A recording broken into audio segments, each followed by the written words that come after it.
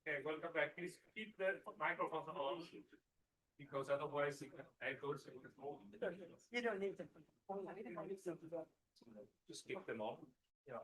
Otherwise something bad happens. Okay, welcome to another day. A good show.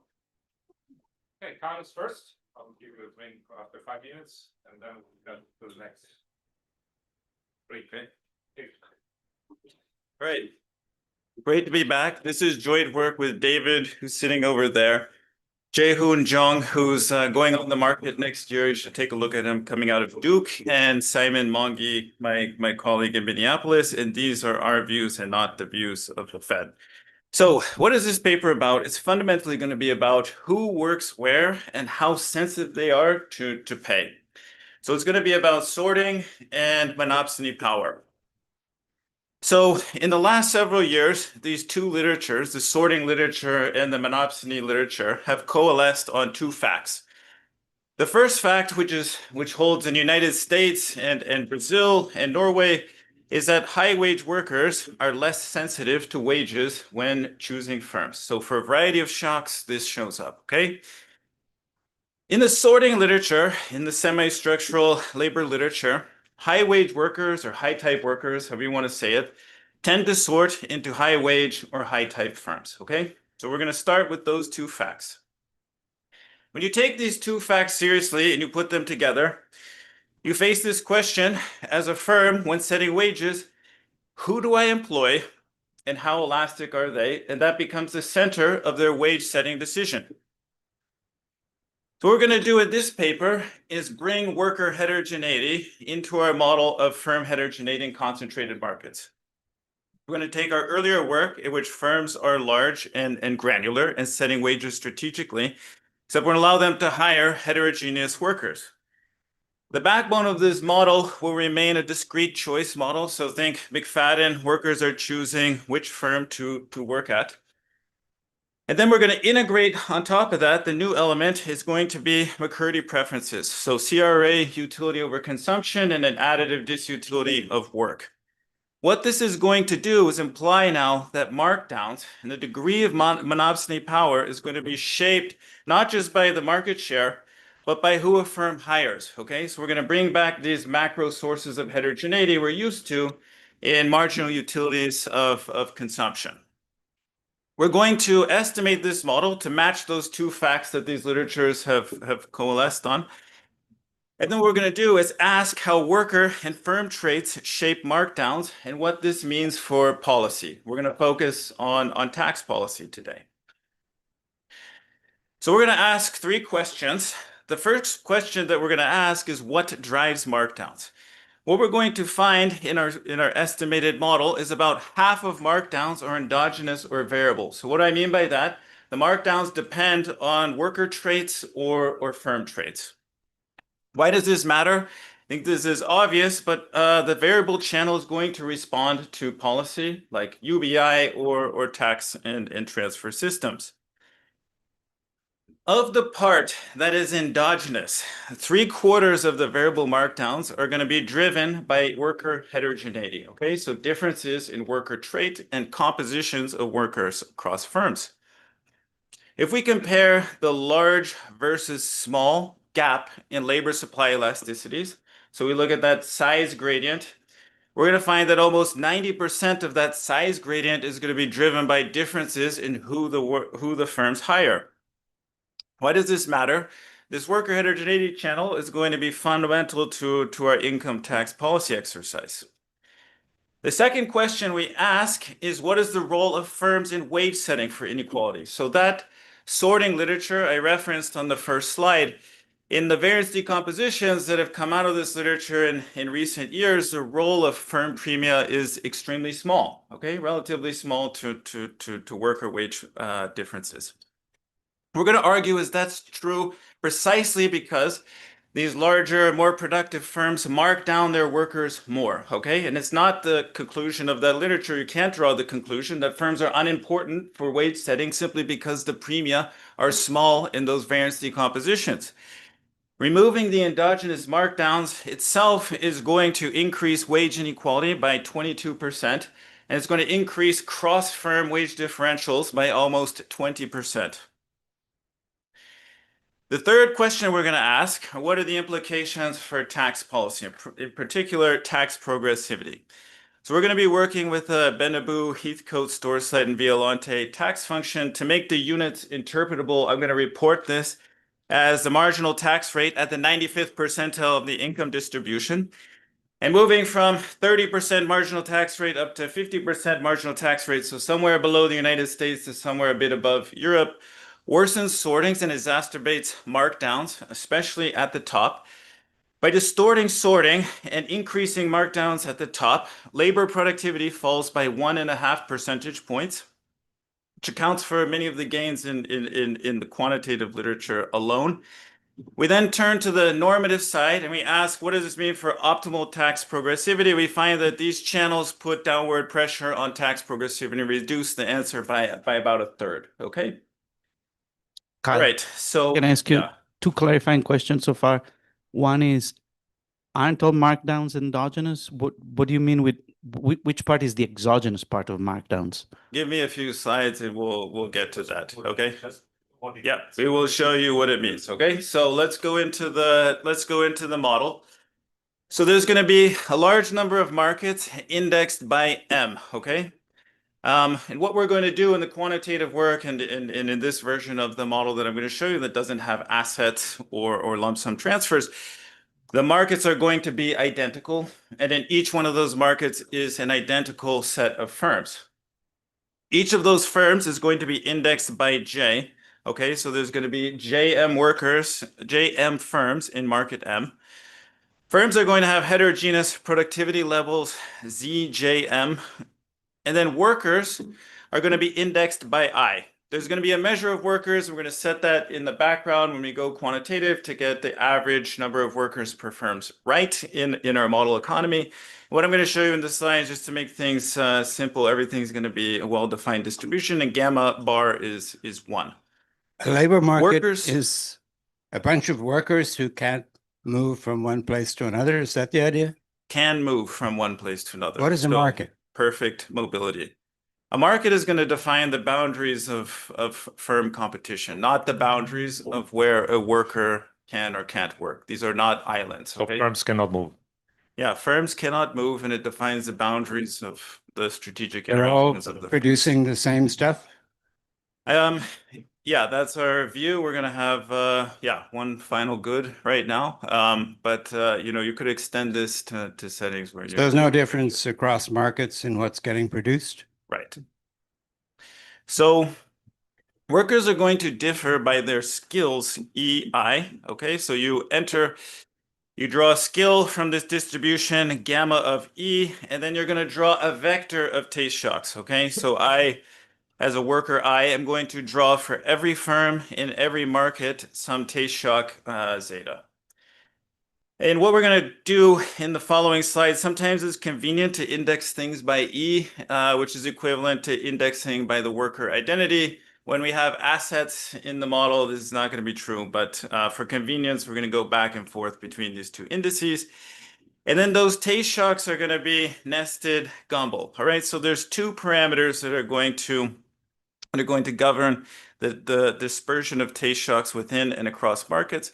So eta is the inverse variance of those taste shocks within a market. So as eta goes to infinity, Tayshock's are exactly the same, and you're perfectly elastic to small changes in wages. And theta is going to govern the correlation of the Tayshocks across markets. Okay, so same intuition as theta goes to infinity. You're going to move for epsilon differences in market level wages. So I'm still hung up on this market idea. The firms can't move, but the stuff they produce can't move across markets either. It's one final good, right? But these And firms only compete with other firms in the same market. They're for not labor, for labor. So yeah, this is the boundary of labor market is what the market is defining, okay? So But you the can think of workers this can as a move. model of tradable goods in the United States. And if you're, producing, cardboard in San Francisco, there's a set of workers that you're competing for, strategically Aye. interacting with the other cardboard producers, and there's another cardboard producer in New York. You're in the same final goods market, but you're in different I local think labor the way markets. to explain it maybe is that eta and theta are these different things. You have preferences, you have differentiated preferences for within market and across markets as a worker. And then everybody makes the same garbage. Yeah. They can move, but we don't quite know how much yet. This data would be It's whatever. gonna zero, govern and I how can't- willing they are to move across markets. Yep. Can't move. Yep. There's no other cost for me. Okay, This is let it. me, This is these absolute things are the. Hey. so the Tayshocks govern your willingness to move, and we're gonna talk about those choice probabilities next, okay? They're gonna be a central focus of our analysis. All right, so let me tell you about the worker problem. So worker I, as I told you before, is drawn as skill and taste vector. Then what they're going to do is take E-dependent wages as given. So think, very simple example, you could just have college and non-college workers, and the wage is going to be college specific or non-college specific, but you can't distinguish on other traits of that worker, okay? So you're not able to perfectly price discriminate on the Tayshocks, and when we have assets, when we add those in for the quantitative work, you're not able to condition on assets. As I told you before, what these workers are then going to do is choose a market to go to and a firm within that market. Conditional on choosing that firm in that market, they're going to choose how many hours to work. So we're going to have this intensive margin of labor supply. And then we're going to have an HSV tax and transfer system. The version I'm going to show you here is simple. When we do the quantitative work, we're going to take Axel and Gaston's version with an additive lump sum transfer. So let me write down the problem of the worker. So we've drawn these Tayshocks here, zeta IJM, and we're going to choose which firm in which market to go. Your utility at a given firm in a given market is given by this object here, VIJM. What you're going to do is choose consumption and hours worked to maximize your flow utility over consumption. We're going to assume CRA preferences. We're literally going to take this from McCurdy and an additive disutility of labor supply. This phi here is the usual Frisch. And this phi bar here, we're going to estimate, you're going to see this in the calibration table to get annual hours worked. Right. Okay, so you can I pick ask- your hours. Yeah. Why do they take the wages given but choose hours? I mean, could hours be a way? In fact, in low wage labor market, I think hours are a way in which firms express their monopsony power. They control, fast food You workers. offer a wage and an hours contract. Right. Yeah, that's so. an interesting I mean, in fact, I wrinkle. think Yeah. where the high market is in low wage markets. I mean, Peter Diamond told me many years ago that's actually what they do. They ration hours to keep them disciplined. That's interesting. Yeah, we got to think more about that. I mean, the hours margin, if you estimate it, well, perhaps it's inelastic because precisely what you're saying, but it's not going to be a big piece actually in what we find later on. But yeah, that's a valid comment. So here you set your hours, right? And this wage includes those skills, those efficiency units of labor, okay? So this WEGM is going to be higher for college workers than non-college workers. You don't see the E here, but it's built into the wage. Okay, what about this tax and transfer system? So tau 1 is going to control the Does that mean that the firm posts just a W for everybody it hires and then multiplies by the E supplied? Yep. So you'll see this. Yep. Okay, and then tau 0. So tau 1 is going to be the progressivity of taxes, and tau 0 is going to control the intercept. So where this goes from being a subsidy to a tax. We're going to denote this whole thing y tilde IJM. You're going to see this. We're just going to consolidate notation here a little bit. All right, so what does this yield? So you work this out and you take expectations. What you're going to get is a choice probability rho EJM. Rho EJM is a choice that is the probability that a skill E worker chooses firm J in market M. Because of the nested gumble, it's going to have conditional logit. So it's going to be the odds that you choose a given market. And then conditional on choosing a given market, we can split this into the odds that you choose firm J. You're going to see this rho EJM show up in the monopsony power. So in the earlier work we did, market share was governed by an employment share or wage bill share. Here, this rho EJM is like a value share. Okay, so it's going to have exponentiated utilities in it. As I said before, when you go to the quantitative model, we're going to add non-labor income, AI, and transfers. But to keep the formulas straightforward in the next couple slides, we're going to suppress those. Kyle. So right now they're skipping around every single period, probably. Yeah. Or okay. Right now, they're skipping around every single period because this is a static model. This is a static model. I mean, the period could be 10 years. The period is 10 years. Because they're redrawn the shocks. Okay, They're, yeah. they're redrawn the shocks every period It's a independently. static, I mean, the Yeah, period, I yeah. haven't told you the No, period. but are they length. redrawing or not? They So- could just not be drawing and Yeah. they're just there forever, right? Yeah, so this is, yeah. There's zero turnover. This is, yeah, so doing this dynamically, there was a version of this where we've put Firms on would this. Yeah. The part that gets really tricky is if you do have those moving costs and you have oligopsony, finite number of firms, the dynamic oligopsony is a nightmare. Okay, so we can talk about that. Okay. How many markets? So what's that? How many markets? M. Yeah, large number of markets. How big is M? How big is M? It's a continuum here. Okay. Yeah. No. It's like Agassiz bursting. I mean, you can take it in the limit, but there's a large number of markets and you don't influence aggregates, okay? You That- influence. That's a lot of payoff Okay. shocks, right? From an unbounded distribution. It seems like the extreme value would kind of dominate everything. Yeah, but the choice probabilities are still well defined. So yeah, we're gonna argue that M is Well sufficiently defined. large that the firms don't influence aggregates. But yeah, happy to talk about this, the technical details afterwards. Okay. Think of it as a continuum. Okay. So let me talk about the firm problem. There's going to be perfect substitutes across workers, as in Kostanot and Vogel. We can relax this. Our solution method already allows us to handle imperfect substitutability.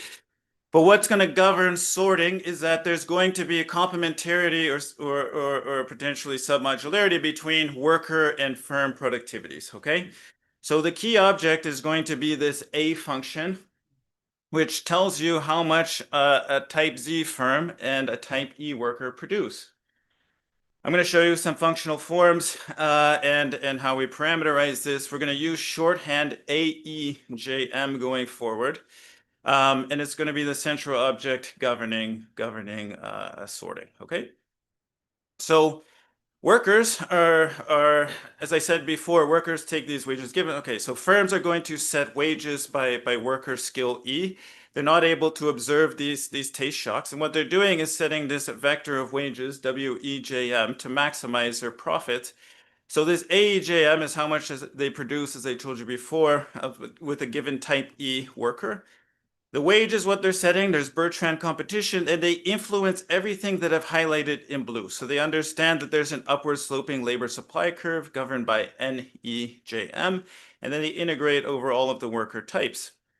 So when they take that derivative, the key objects, the novelty here is going to be that they're going to differentiate through this extensive margin choice. So the odds that the worker chooses my firm, and they're going to differentiate this intensive margin choice, the number of hours that the worker chooses. So this rho EJM and HEJM are going to be the focus of what I show you next. As an example, to just get the notation straight, AEJM, a version of it could be log modular, okay? AEJM could just be the multiplication of Z and E. As an example, With competitive wages, your wage, WEGM, would just be the firm productivity multiplied by the worker skill. Wait, why? I It's don't a get zero that. markdown paid your marginal product. Yeah, but what kind of logic would drive the wage there? Workers care about more than the wage. Yeah, you need to take a limit. Yeah. Continual firms or get rid of the taste shocks. What we're gonna do when we solve competitive equilibrium, we're gonna impose that the firms don't face an upward sloping labor supply curve. So I mean, this You're would just be thinking of only eliminating the solution if taste you shock think to N is given. Can I think of it just as doing two things, changing the market structure and eliminating taste shocks at the same time? Would that, I mean, how, yeah. Yeah, both would end you up in the same place. But yeah, think of it then, yeah, as what we're doing. If we're not taking the taste shock limit, we're not taking the firm limit, then it's just a behavioral assumption that you're not influencing N when you set W, okay? So let me talk about the equilibrium. So the equilibrium is going to be a Nash equilibrium in wages, in these vectors of wages. We're going to be given a government policy. So we're going to take Axel and Gaston's estimates of the HSV tax function, including the transfer and the progressivity. And we're going to set the intercept to get the average tax rate right. There's going to be some surplus in the model. We're not going to rebate that back to the households. We're going to throw it in the ocean. So conditional on that government policy, the way this works is you're going to guess a wage vector. You feed the wage vector into the household problem. The household problem gives you the choice probabilities and the hours.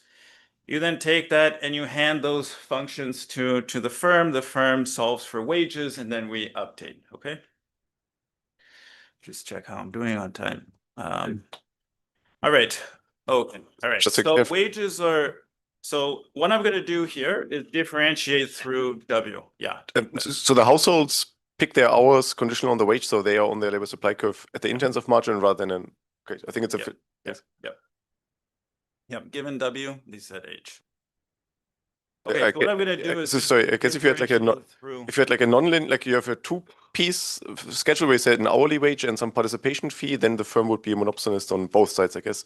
But you don't want to do that where you can say there's a base wage and then I pick your. Okay. Yeah, we got to think through that. Yeah, it's not obvious. So how do just very quickly, you say choice probabilities in hours. This is kind of what they would do given the wages before, but when you deviate, you calculate how the choice probabilities would change. Is that how it works? Yeah, these give you the full function, right? So yeah, so you have a labor supply curve. You understand if you change wages, how the labor supply to your firm Holding everybody varies. else's wages fixed. Holding everybody else's wages fixed. So you're going to see this. This is the Nash equilibrium is take all of my competitors' wages fixed.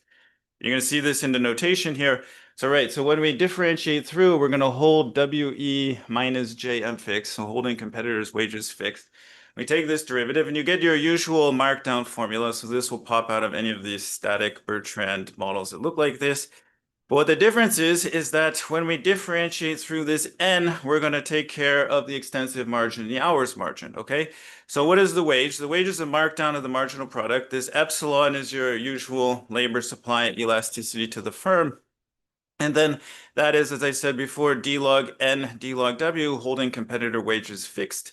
When you take logs of N, this is going to split into an extensive margin elasticity and an intensive margin elasticity, okay? Additive. So that elasticity, the total elasticity this firm is facing, is the extensive component, D log rho, D log W, holding competitor wages fixed, and an intensive margin elasticity, D log H, D log W. We are going to estimate an extremely low Frisch elasticity to match NP estimates out there in the literature, a number like 0.1. So what we're going to do is relegate the intensive margin to appendix slides. I'm not going to talk about it. Everything we do, we're going to adjust both intensive and extensive margins when we do decompositions. But what I'm going to do is unpack the extensive margin elasticity, this blue term, because it's going to be what drives the wage setting behavior ultimately. Can I now ask you about the exogenous versus endogenous markup? Yeah. So we have markdown, sorry. So Ada, so if you give me like, one more, I'm gonna address it here. So eta, this component that doesn't depend on rho, is going to be the exogenous markdown. Okay, so in some sense, you are setting a wage, right? So you can view this as it is a result of monopolistic competition, but it doesn't depend on a worker trait or firm trait. Okay, so this eta is what we're going to call exogenous markdown. Okay, it's the constant in this function. All right. So the markdowns come from this function, right? So I'm just going to unpack the epsilon. So when you get the markdowns epsilon over epsilon plus 1, so let's unpack the components of this extensive margin elasticity, which is one of the pieces of epsilon. It's a dominant piece. All right, so this is d log rho, d log w, holding competitor wages fixed. There's going to be three terms that we're interested in. The oligopsony term is going to incorporate if we had monopolistic competition, what the potential markdown would be governed by eta. This rho EJM is a conditional choice probability. That's the value share.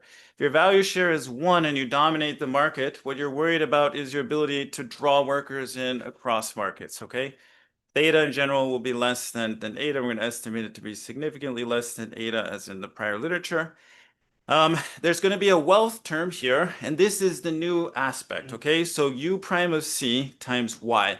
So workers, margin utilities are going to show up in that extensive margin, right? So under certain calibrations, if you have very little income, right, and you have a high margin utility, you might be more sensitive to the wages that firms offer.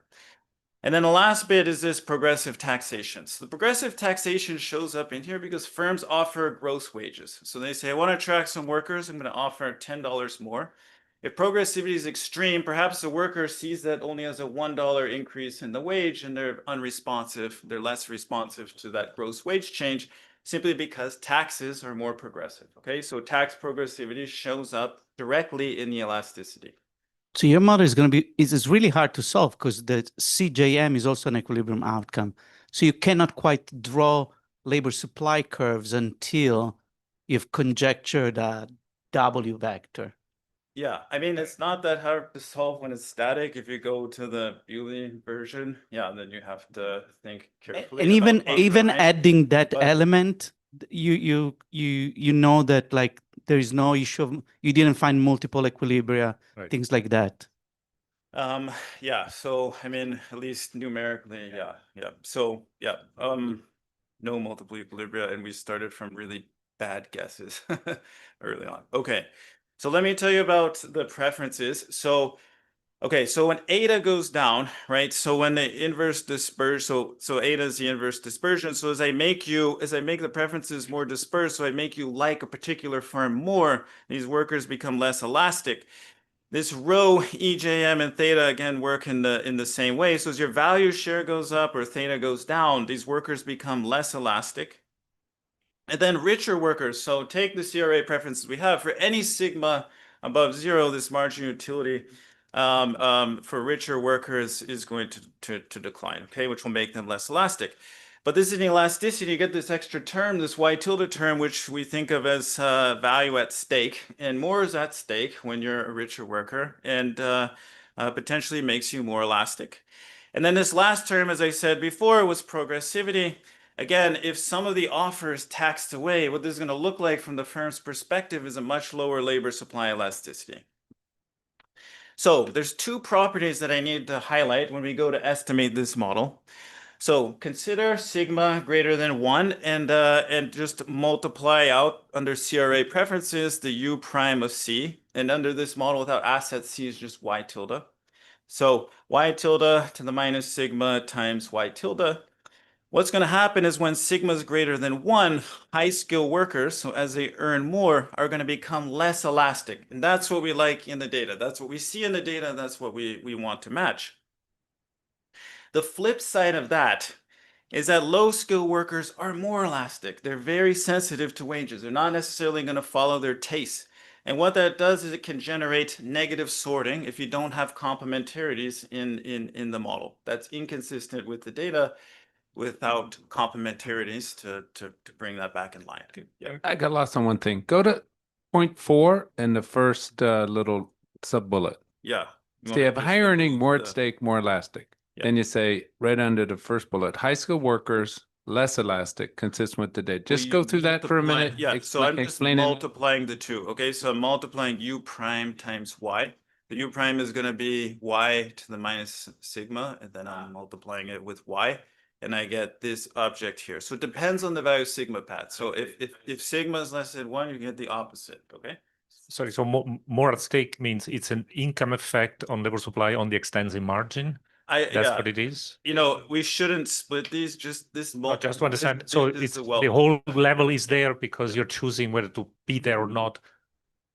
And why isn't the free elasticity showing up in all this? Well, the frisch is in the intensive one. So if I click down the appendix somewhere. line, you're gonna see the frisch in the intensive elasticity. It's there, it's additive. You're And decomposing it this yeah, way. so Oh, this sorry, is the extensive and the intensive is all about the frisch, but that's 0.1 and it's gonna be small quantitatively. But maybe not. Maybe let's your breakdown in 3 and 4. That the result that the richer people would be more particular about their job. I mean, Would- we're gonna would add some follow things. So the from high skill any- work, less elastic and they're following yeah. their taste. So like, you know, what is the pulse test on this? You know, well, I'm not gonna do it, but No, but I everybody thought- raise their hand if they turned down an offer that paid more than their, you know. I thought that any concave U would do the job. No, but yeah, in this elasticity, right, you get this 1 on W that comes up to the numerator. So that's why you have this U prime times Y. So it depends whether sigma is greater or less than 1. And you can just see it when you multiply U prime times Y, okay? So when sigma is less than 1, you have the opposite behavior. When sigma is greater than 1, which is going to be the empirically relevant case for us, you're going to have these high skill workers being less elastic, okay? So at some point you're paid so much, you Sorry. follow your taste and you go to the city where you like to work. And Y shows up there in the formula. okay, Why yeah, shows so up in that term? let's- Because okay, it's can an we- can I extensive margin. post- That's what can I'm I- saying. Can I postpone this? Yeah. no, So for you later. you Okay. either work or not work, and if you don't work, you lose all of your earnings. I think that's why it's there. Or I mean, in why? row is a value, right? Which is gives you the U prime, and in this is going to show up like you differentiate through, and you're going to get hours, you're going to get taxes, and then you're going to get a W that shows up in the numerator, and that combines into I white. mean, that's not very illuminating. That's just the algebra. I think the Just the idea is you look at the choice probability, which is the probability you work. If you don't work, you lose all of your earnings. Fine, yeah, you could think of it like that. You could, okay. How much you follow your taste?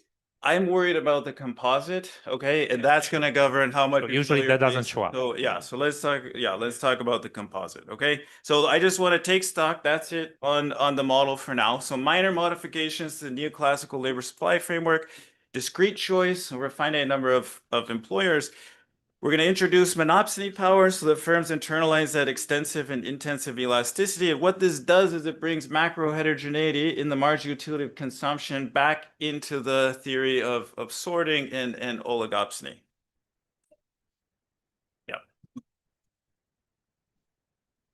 Under the algebra in my hand after lunch. But if you were to think of the two populations being differentially constrained, so a Contactor multiplier shows up, and the differential elasticity among low and high skill could be reconciled with a different value of the multiplier, even if you don't have complementarity in production. Yeah, so when we go, But you- when we that's- go quantitative, you could play with an asset distribution or wealth distribution. We're going to take that from the SCF directly, the bivariate histogram of assets and skills. So yeah, we're taking that very seriously when we go next. And you're right, you could play with those patterns potentially if you yeah.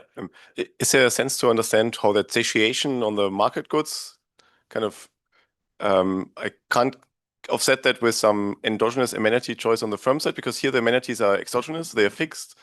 If the firms were to be able to decide should I offer wages or amenities, then I guess you would have a model where amenities also have some satiation in a way that might even offset that gradient.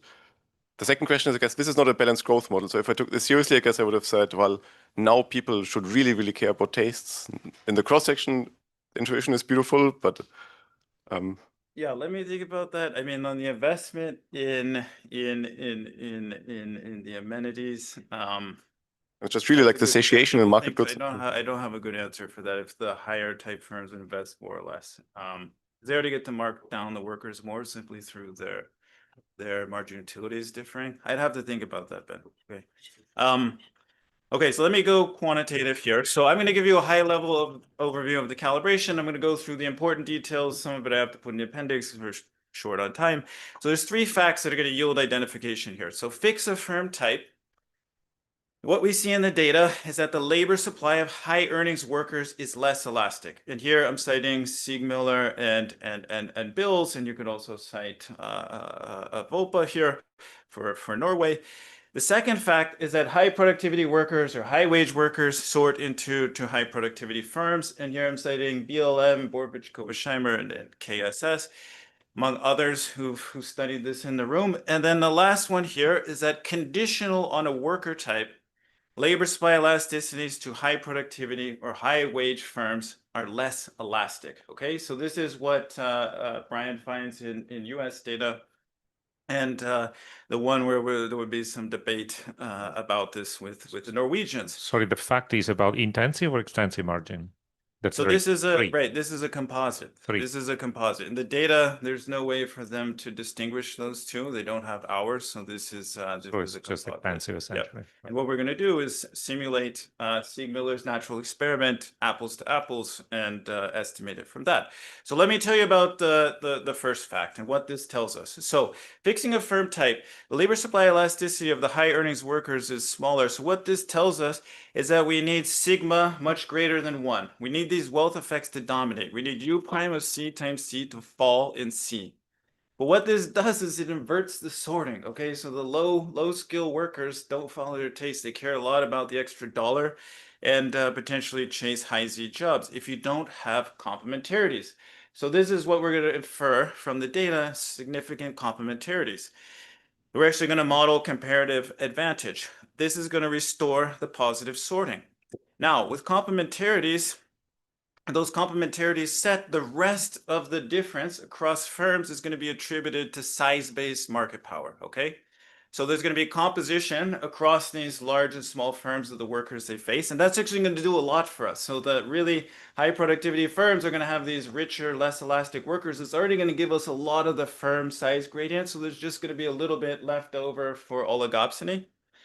And then something that you worry about in these models when you have too much complementarity is that you might violate some of the facts that structural labor literature has established, including the rough log additivity of wages, okay? But the way this works, so you can have log supermodularity, you can have significant complementarities among the workers and not get convex wage profiles. Why? Precisely because those firms mark their workers down more. And so what this does is keeps those wages log additive, despite the fact that you have log supermodularity. Or log additive in what? Log additive in worker and firm types, okay? Which may not depends be, on but which have you paper tried, we. have you tried AKM on your model? I have no idea what. Yeah, What does we're gonna additive run mean with E? KSS. Yeah, so okay, so we can go down that link. Let me just see if this clarifies it on the next slide. We're gonna take KSS's code and literally run it on our model simulated data. And then we're gonna also run BLM on our model simulated data and compare what they have to what we have. Do you have the expression for the production function that you use? Yes. Okay, so we're gonna add unearned income, AI, and a lump sum transfer. We take that from Axel Gaston. The workers are going to have log normal skills. We're going to set the variance to match the variance of consumption. And then what we're going to do is take the bivariate histogram of the wealth and earnings percentiles, and then we're going to feed that into the model. And the wealth that we're going to feed in is a flow. We're going to take R times a 4% flow off of the wealth in the SCF to get AI. The technology we're going to take from Jeremy and Fabian and Kuhn and Peter. So the technology is going to be potentially log, super, or submodular depending on psi. So you have Z times E here. So you have supermodularity baked in to that component. And then you have the exponential of psi times a deviation in Z scores. So this is the Z score of the firm productivity, and this is the Z score of the worker productivity. So you can think of how close we are in the distributions. So if psi is greater than 0, you're penalized for those deviations, okay? So if you're far from where your similar ranked firm is, you produce less. And when psi is less than 0, you're rewarded for those deviations. That would be log submodular. So psi greater than 0 is log supermodular, and that's what we're going to estimate, okay? But what this gives rise to is a notion of comparative advantage, okay, or the right agent for the right job.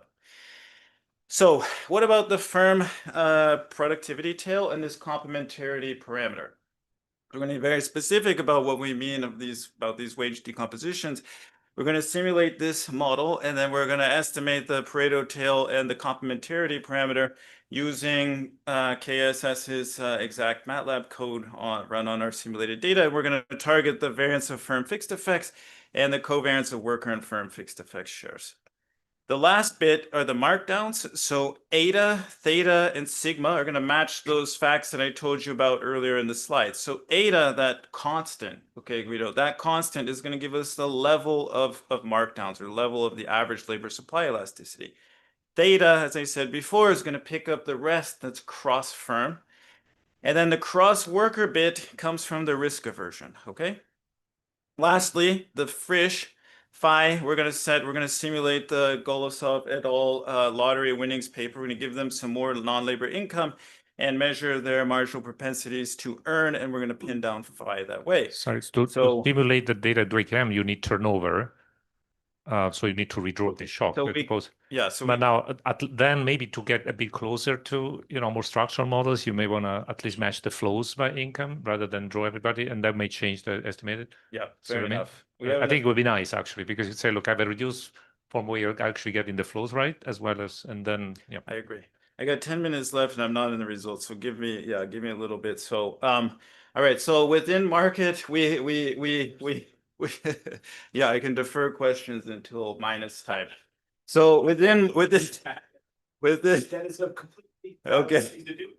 So eta is our average elasticity. We get that we're a little bit aggressive. We have a bit too large of a markdown in our model, but it's going to be about 30%. Theta is a cross-firm elasticity, that's 0.15, and sigma is 2.48. Okay, so our risk aversion parameter is 2.5, and we're able to match the cross-firm and cross-worker gaps in labor supply elasticities. As I mentioned before, the Frisch is extremely small, 0.09, so very small Frisch elasticity, which tells you already that this is not going to do a lot of lifting when we go to the tax data. The other components of this that I should just mention before we get there. So again, we take this from Axel Gaston, the transfer, and tau 1, and then we set that intercept to get the ratio of income taxes to payroll right, to get the average tax rate right. What else do I want to say? It matters that the variance of firm productivities was Pareto, what we report the variance of this object, log variance of this object is reasonable and small. Excuse me, reasonable within the data, so 0.5, but the firm effects are very small. So the firm effects still explain only about 13% of wage variance. Those firm premia are extremely small. And it's these markdowns that tamp down these firm premia, okay? And the sorting, we're right on the money. All right, so what comes out of this? So there's a distribution of labor supply elasticities. It depends on your skill, it depends on the firm you work for, and it depends on your assets, okay? So this is the distribution of extensive margin elasticities. They're much larger than the intensive margin. The intensive margin, our mean is about minus 0.1, and that's wealth effects showing up. But within the range of the CBO reports, these extensive margin elasticities, however, have much greater dispersion, and the mean is something like 4, okay? We then validate, looking at J to J rates in the Golosov et al. Paper after the lottery winnings to validate this extensive margin, and we're fairly close to their estimates, but I'm not going to have time to go through that. So let's go through the main results. So what drives markdowns? What's the role of firms in wage setting, and what are the implications for taxes? So what drives markdowns? So give you a state of the literature. In the reduced form, there's very limited dependence of markdown. So if we use ratio estimators, we're restricted to manufacturing really in the United States. We're limited by our ability to measure these markdowns and then correlate them with firm and worker traits, okay? So in some sense, measurements perhaps lagging a bit behind the frameworks. In the models, what we have is either all loading effectively on oligopsony or loading it all into worker heterogeneity. And what we're going to do here is nest the two channels and try to decompose them. We think this is important for policy. So let's start with the extensive margin elasticity, because this is the most important one. It's actually the only one I'm going to show today. And I'm going to split it as before. I'm just going to reorganize those terms into progressivity this oligopsony term where I'm factoring out eta, and heterogeneity in marginal utilities, U prime of C times Y. So let me repeat that up at the top of the slide. So what we're going to do in the first column here in the first row is the payroll weighted average markdown in the economy of 35%. If we turn off tax progressivity, the extensive margin elasticity implies that the markdowns only drop by 1 percentage point, so that accounts for about 4% of markdowns. If we turn off oligopsony power alone, it accounts for 2 percentage points of markdowns, so about 7% total. And then these last two green terms, we're going to play with this macro heterogeneity. So the first term, we're going to take this U prime of C times Y, and we're going to take the expectation over the set of firms that those types of workers work for. Okay, so fix the skill level and asset level and take the average of this number across the firms that those workers work for, weighted by their choice probabilities. Okay, so it's worker weighted. This reduces markdowns by 2 percentage points. So within firm, within worker, across firm differences are relatively small. What we're then going to do is shut down the across worker differences in these marginal utilities. So take a worker weighted average across all of the workers and replace that in each one of these workers' elasticities. And what we get is that accounts for about 12 percentage points of the markdowns. So this is where that headline result comes from. If you add all of these up, you get about half. And then this bit, the residual is monopsony. Okay, so eta is the remaining component, which accounts for about 50% of markdowns. In violation of the rules, are you recalibrating every time or not? We are not recalibrating. This is in partial equilibrium and holding the worker allocations fixed. Okay. So that's not the end. I mean, so half of the markdowns are variable, and worker traits respond most. We then do is aggregate this up to big versus small firms, and what we find is a very similar result. The elasticity declines. On the left-hand side is small firms. We rank them by their productivity, and on the y-axis is the difference in their labor supply elasticities, starting from the small firm. What we find is that oligopsony explains about 10% of the gap between large and small firm elasticity. So large firms have a smaller elasticity due to oligopsony, but the vast majority is due to the composition of workers they hire. So these large firms have lower elasticities because they're hiring higher paid, less elastic workers. Okay, so that's about 90% of the gap is worker traits. Okay, so what about firms in wage inequality? So what is the state of this literature? So based on reduced form evidence, there's this narrative that firm premia are not an important component of wage variation in the United States, in Sweden, and in a number of countries. And our model matches those decompositions exactly. As I said before, we use best practice, we use KSS as code. But the point that our model makes is that wider markdowns at those high wage firms are precisely why the premium are small. So you cannot draw the conclusion that, for instance, firms are unimportant for understanding wage inequality from those decompositions. And actually removing their role in wage setting is going to increase inequality significantly. So the counterfactual we do here again is to not touch the taste, but to force them to pay a markdown of 1. We're going to call that the competitive benchmark. And going from the baseline to the competitive benchmark, what we see is that hourly wage inequality, so this is standard deviation of log hourly wage inequality, goes up by 17 percentage points. And then if we look at the variance of log wages across firms, so we split it into within and across firms, we find that it increases the cross-firm component by almost 35%. Last thing I want to note before we go to the taxes is that the sorting improves. So it becomes more positively assortative in the competitive allocation, and taxes are going to exactly do the opposite. So the progressivity is going to tax pairing high wage workers with high type workers with high type firms, and it's going to move us away from the competitive allocation. So what are the implications for tax policy? The first bit is going to be positive. Show you the impact of tax progressive and aggregates. The second bit is going to be the optimal policy. And in this exercise, what we're going to do, just to remind you, in that budget constraint is vary tau 1 and then adjust tau 0 to keep total taxes constant. Rather than plotting tau 1 on the x-axis in the graph, to make it interpretable, we plot the marginal tax rate at the 95th percentile of income. And there's a number of people who've worked on this topic, and sure learning is very related to what we do, as well as Hummel and Musabi. Okay, so in these three panels, what I'm plotting in the first panel is the average markdown. The second panel is a deviation of output from whatever the output maximizing level allocation is. In the third panel are aggregate hours and wages and output. So let me go through these panels slowly, and let me give you a marker to give you a sense of where we are. So United States is the fourth point in this graph. And what we find is that when you increase tau 1, you increase tax progressivity, you exacerbate labor market power, which widens markdowns by 3 percentage points in this first plot. The second plot tells you how far we move from the output maximizing allocations. We've assigned Z's to E's to maximize output. We're going to move about 3 percentage points away from that.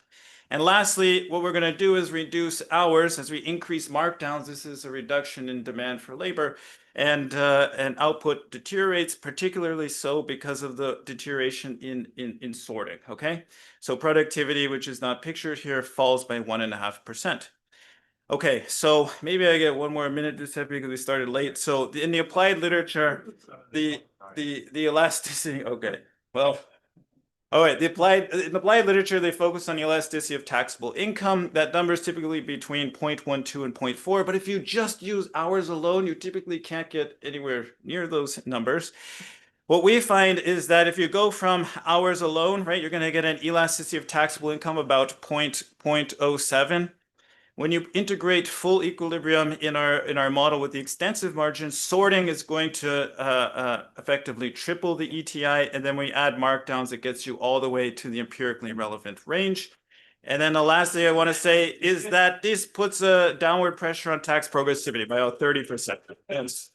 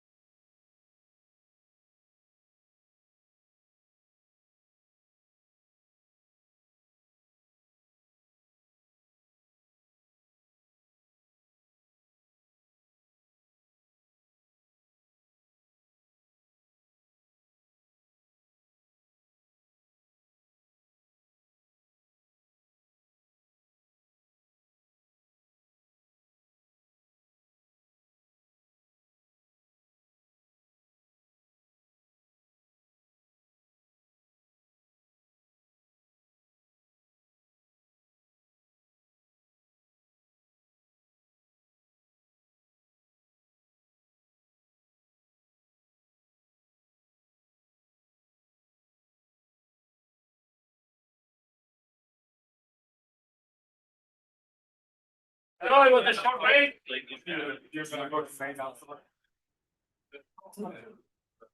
Then we have a longer break. Don't leave the room. Okay. Okay. Come. Okay. I'll start this. Thank you. Okay. Okay, I gotta stick it. Right, thank you. Okay, great. Yeah, yes, thank you for including us in the program. This is a little bit off the left field because it's a theory means textual data. So essentially what we'll try to do in this paper is look at speech text, unstructured data, and then try to get something out of it which maps into our models. And so let me start with this very broad motivation. So I forgot to say, these are views of my own and not of the Fed. Okay. And so that should be in the audience. Here and so economic agents, as we know, produce a lot of language. We are sitting here. You can put a recorder here, and that would be sort of language data. And more recently, we see executives, workers, policymakers, investors, consumers, all sorts of agents that we care about in the model, continuously discuss what are the different shocks, constraints, expectations, and risks they face, and how do they encapsulate those in their decision making. Now, there's of course a very huge advantage of this data, and that's why it's so popular, used now widely in our profession, which is that it's recorded at very high frequency and at the granular level where decisions are made. So economists use it to measure exposure, like how exposed you are to a shock. While we don't quite know the meaning of what exposure is, we measure sentiment, we measure risk, and this, of course, like these measures are extremely popular and extremely widely used for later on doing more reduced form or cross-section analysis. But these measures do lead to open questions. The first one is, why does an agent discuss a particular phenomenon at all? So what are the primitives?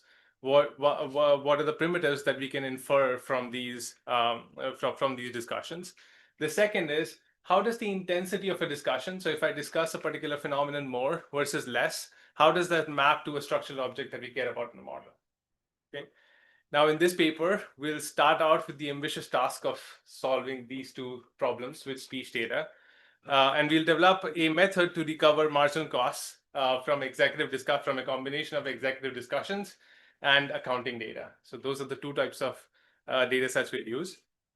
Our approach relies on two parts. The first one is we'll write a firm's optimal attention, so rational inattention theory. And then we'll use cost minimization conditions to get the scale back. And I'll be clear about this on the next slide. Now we'll apply this we are in the labor session. So we'll apply this to the discussion of labor, but in principle, you could apply this to other inputs for about 500,000 earnings conference calls. And we'll show that it intuitively recovers marginal costs of labor. Okay. Now, how do we do this? We do this in 2 steps. So 2 problems, 2 solutions, 2 steps. The first problem was, why talk about a cost component at all? And for this, we'll rely on a rational inattention model by, I'm not going to try to pronounce it, the AER paper in 2009.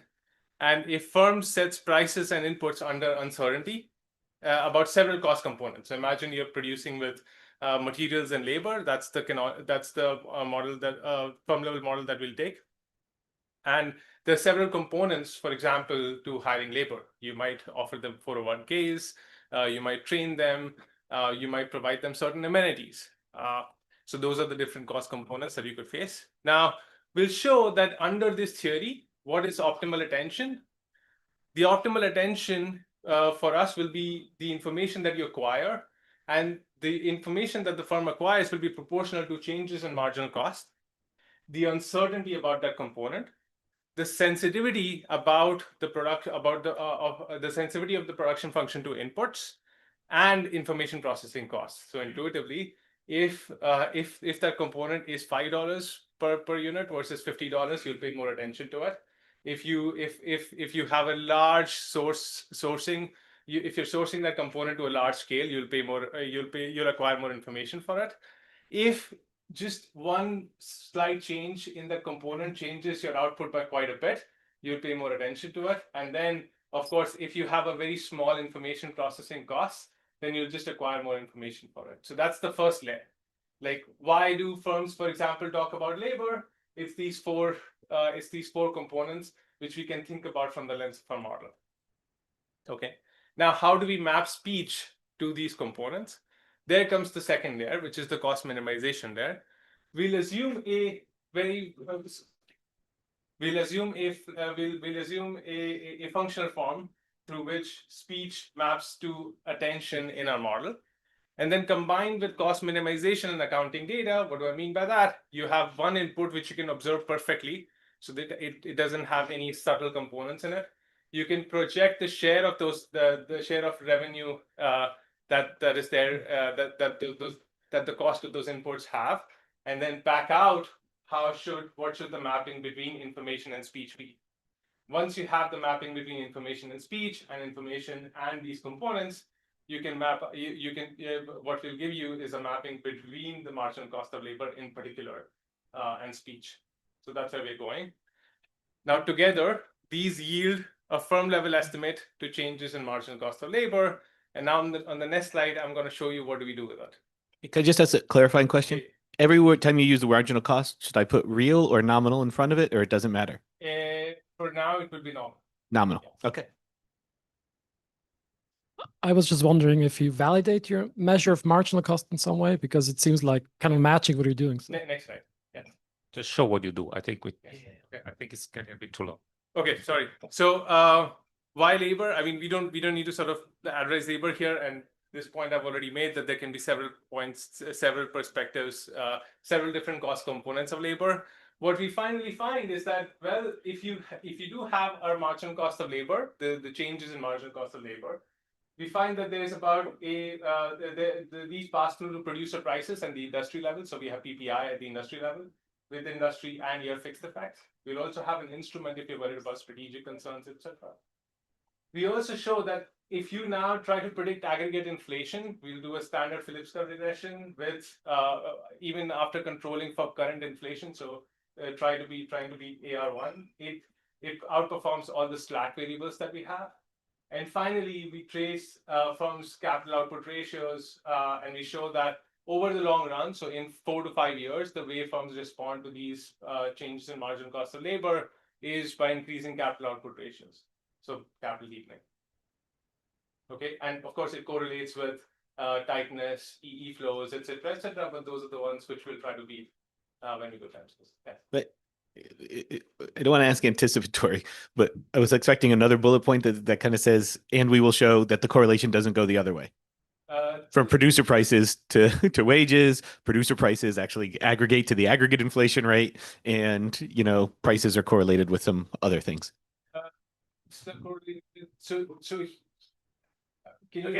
Well, I'll come to it later on, but okay, there's a reverse correlation. When I show you my empirical design, I think I can clarify a lot of these things. Okay. Okay, so the key contribution here is that people don't really try to match any of these speech stuff to theory. And second, we've used very few papers in macro doing this. So anyway. Okay, so let me write down the firm problem with ration and attention. So we try to be as general as possible. So essentially, there's a revenue function which depends on prices, some intermediate materials, labor, and then all the notation with exponentials. Essentially, think of them as shocks outside the firm, which the firm is trying to get a signal for. Okay. And then labor, that's the one which we posit has several components. So if components are script CL, and then the idea here is that the firm is trying to optimize its the two things. First is the variance of the signal that'll come on the next slide. But condition on the signal is trying to choose output prices, intermediate inputs, and labor. So labor is C's are types of labor. C's are so labor comes outside the C's. The Right. PPs and the e to the power mu LCs, those are different components of labor cost. Yeah, components meaning what? Components like So those ones. Okay. Exactly. So they're perfect substitute because that's why you sound because it's Exactly. dollars. Yes, yes. It's just They're not different types. Okay. Yes. And so we'll keep an eye on two matrices, the X, which is the shocks outside the firm, which the firm is trying to infer. And then the second one is the control variables, which is prices, materials, and labor. Okay. So Can you comment on the lack of correlation? That's basically you're saying there's no aggregate shocks here? yes. Okay. So also these shocks. So from the perspective of the firm, you can imagine that there is a correlation between mu L, mu M, and Z. So for the simple model that I'm going to show here, we are assuming that correlation does not exist. But you can expand this model to include those correlations. You'll just get additional terms in the estimation. So yeah, we can show that. But right now, just for the exposition here, just imagine all of these shocks are uncorrelated. Okay. So I'm going to basically write down now. So once the firm observes the signal, then essentially there is a loss function from full information, and that loss function can be just written as a quadratic, which I mean this is a second order approximation, which says that okay, the full information action and the conditional signal action is weighted by the Hessian. Okay. These are, so I'm now defining two. First is the Hessian, so this is the negative of the Hessian, the H matrix, and the second is F, which is how the sensitivity of profits to actions moves with the X variable, and you can show that the full information action under this should be just a linear function of my shocks of my shock vector, and then the posterior action should be just that conditional on the signal. Now we posit again, very standard, that the information acquisition cost is the Shannon information acquisition cost. You pay for every percent decrease in the variance about the signal. Okay, so now you have two trade-offs. So now you have the trade-off, which is you pay more for a more accurate signal, and a more accurate signal reduces your loss function. This is totally standard. Just question. The full information action depends on the realization of the shocks. The shocks, yeah. Yeah. So where is the integral over that? I suppose so there's what we're missing is that these mu's are mean zeros, and what you have in mind is that on average what you hit is PIGLC. That's the part which is missing. So we should have. Sorry, but infinite information capacity doesn't mean full information. It means rational expectations. Yeah. Okay, so that's what you mean by full information? Yes. Right. Okay. Yeah, that's what it means. You still observe them. I mean, Oh, so you're doing not exposed to action. No. You're doing Kalman filtering essentially, right? Okay. And somehow your optimization problem implies that no matter what full information I have, if I deviate, the costs are always the same. Is that obvious to me? Right, right, you say it's some approximation to something, but usually it depends, right, where I am, how costly it is to deviate a little bit from. I mean, so how costly it is to deviate is summarized by this Hessian matrix, of course. And then the second part is every percent increase in my variance costs me. Sorry, I should not move them. Every percent increase in my variance costs me kappa times the information. Yeah. The question is whether the Hessian depends on where you are. It changes, it differs across firms. Yeah. That we have thought about that. That's a concern, but right now, no, the Hessian is constant. Okay, so what we can show of course this depends on this nice expression depends on the fact that there's uncorrelated shocks and the expected loss is log linear. But essentially what we can show is that your expected loss is a function of the marginal cost of labor of different components. The scale of the firm, the Hessian, the labor component of the inverse Hessian, the prior uncertainty that I have about the cost component, and of course, and then the information that I choose to acquire. Okay, so this leads to our So this leads to our first proposition, which is that we can write down the information acquired, just doing the optimization and optimization of information and taking logs here. We can write down information at any point in time about a particular signal, about a particular component in these four components. Okay. The first component, as I said, is a combination of marginal cost, scale. The second component is prior uncertainty that I have about the component. And the last two, and next is the sensitivity, the Hessian, and then the cost of information acquisition. So, okay. If it's costly for me to learn about this, why would I then speak about it in the earning call? Why wouldn't I keep that information Coming private? to that, the mapping to earnings call is not clear. So yes, give me 2 slides. Okay, now so the next 2 slides are the bridge and some heroic assumptions. So bear with me. It's good that you were us. Yes, I am. Yes. So I mean, yes. Okay. So the payoff will also be nice. So we'll go there. So what we have is changes in information. So I'm just taking changes of logs here, and we get these 4 components. Now we go into earnings conference calls, and we see all the info, and we sample them, and we see, okay, what are firms talking about? 76% of earnings conference calls mention labor. That should not be surprising. It's a big cost component for all of them. Just across over time. No, this will be changes from year to year. Same firm. Same firm, but that will be in the empirical specification here. The changes. That's actually interesting because that's not the cost share. The cost share of labor is much lower than that. Yes. I mean, it's not the value add share. The cost share is like 20-30%. But that's the point, right? These are all the reasons that they're talking about now.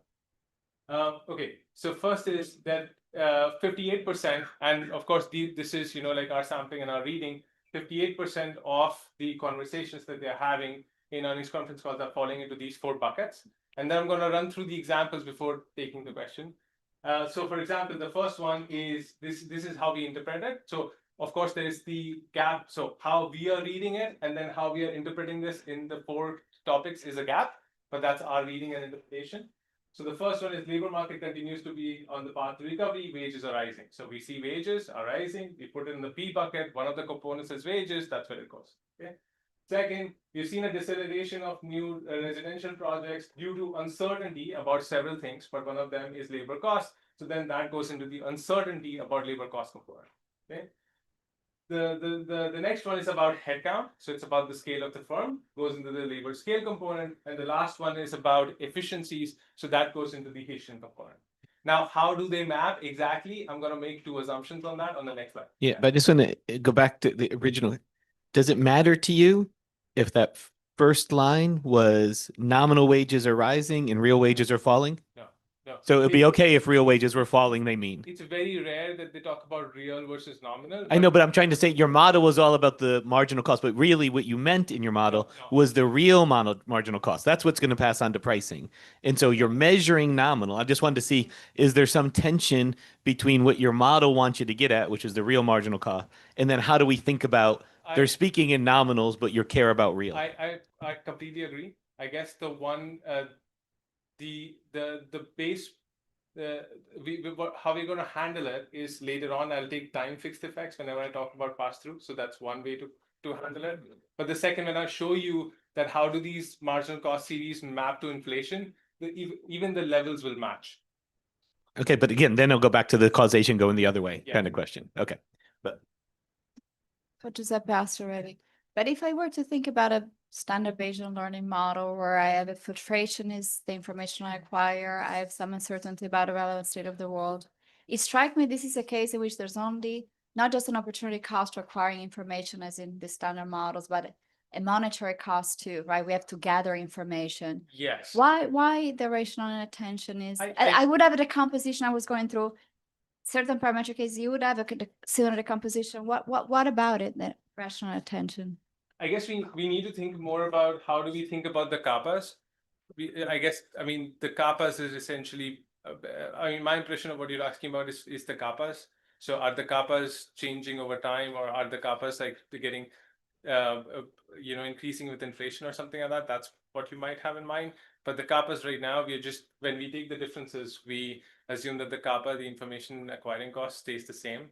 and we haven't thought about that. So Maybe I misinterpreted the question, but Yeah. one way, my interpretation is that the kappa is an expense and it shows up somewhere in the balance sheet. right, yeah, Executives' wages, Yeah. high, right? Like Yeah. these guys have to pay attention when firms pay them. yeah. We need to think more about the kappas. That's a good point. So I made we made a note of it. Yeah, let's think about the kappas as well. Okay, so now like this is one, what topics to look for. That's the only bridge that I crossed. We need to cross two more bridges. The second bridge is how does the speech intensity map to information, the delta I, okay? So there we're going to make an assumption that in earnings conference calls, because these are earnings conference calls, these are not documents. So imagine like if a CEO just goes and looks at email every single day, that's not going to appear in earnings conference calls. They discuss what's new, right? So we're gonna assume that there's a mapping between lambdas, the topic discussion. That's the new terminology or new notation that I've defined. There's a mapping between the lambdas and the delta i's that I had on the previous slide. Now, this does not need to be linear. We have done this in non-linear, whatever fashion. What I'm going to show you, what we're going to show is that you need to assume, we'll need to assume some parametric function, but you can back out the parameters in the next step. So just think of this as exactly what it is. Lambda is proportional to delta I. You can assume that it's any function, and we can estimate that function later on. Okay, that's the first bridge that I'm crossing. Sorry, we don't know what lambda is. Is it the time they spend? No, yeah, it's the number. It'll eventually be the number of sentences spent discussing any of the topics. Yes. So can you clarify why do you think that the frequency with which we talk about something? Frequency by which we talk about something maps into the change in in the deltas. So there are two steps to that. First is whether it's a change in information at the level. The change comes from our reading of the earnings conference call, but how intensely does that map? So I'm going to come to the question of what's the intensity with it maps. It might be 0. We can test that in the data. Okay, what I'm saying here is assume any complicated nonlinear function. You will have some parameters there. I can back out those parameters and show you that how does delta I map into lambda. For people that haven't thought about it, what is exactly the purpose of the earnings call? What are they supposed to be discussing? Yes, usually I have 2 slides on what an earnings call is and stuff. Yes, so essentially after every 10 Qs, so after every time a firm announces its accounts, you get to see the balance sheet, the income statement. The executive comes on a call. Anybody can dial in principle, but it's mostly analysts. So first part is like presentation of the results that were just announced, and the second part is the Q&A. So they are asked questions about what went wrong or what went right, and they are supposed to answer those questions. So that's the earnings conference call. It's a discussion of what happened and what the executive thinks is going to happen. The discussion of what will happen at their forecasts, I think that's important here. Yeah, they do set some expectations, for example, as well. But attention is about forecast, it's not about the past. Sorry? Attention is about the forecast in your model. Yeah, everything gets, so it's important, and we should have discussed the timing, but everything gets, so in a model as well, and even in the data, we are assuming that the earnings conference call happens after everything, the first step when you acquire the information, the second step when the results are realized, and then you jump on an earnings conference call. And so therefore, when I go to the next step, the cost minimization, there'll be a wedge in realization versus etc. So I'll discuss that in the next slide. I find that inconsistent with the model, because expose, you know what happened. Yes. And there's no need to discuss something. If you know what happened in 5 seconds, you can say, this is what happened. No, but I suppose what is the new piece of news that you got about the labor market? You need to discuss that, but we should be more precise about it. Okay. So the first assumption was sorry, it's a very basic question. So I just wonder, like this basic identification issue, could it just be that managers differ and better managers are just gathering more information? No, it's And if perfect. they go across? That's a perfect question. We will have some instruments coming from our data. I'm going to talk about it later on. So any manager quality or strategic decisions by the manager, I'll hope to answer that with the instrument. Okay, so the first bridge, let's remember that it's like delta I, the changes in the change in information acquired maps to text. The second bridge is what drives the information here in this sum.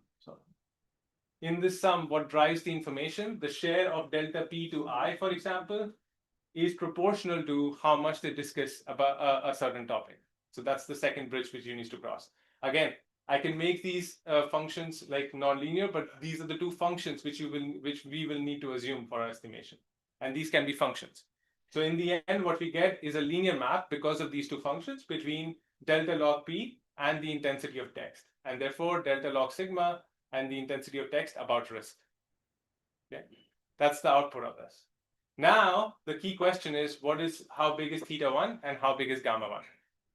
Okay, so I'm going to go now estimate how big is this theta 1. So when they talk about a certain thing, how strongly, when they talk about a certain cost component, how strongly does it map to the component in the model that I wrote? Okay. So how do we estimate that? That's the second. Okay.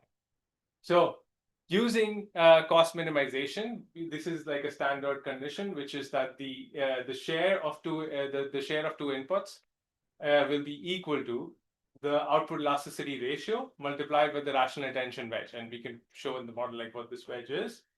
But essentially, what you get from this is a regression equation, which shows that if you now take the changes in log expenditure shares on an input which you can perfectly observe, there are no components or anything like that, then what we can back out is the scale, the theta 1, and how much each topic maps to our marginal cost of labor. So this is the second bridge.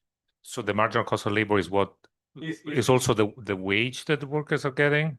So it can, again, so if they talk about the wage, it can be the wage. No, because the expenditure shares.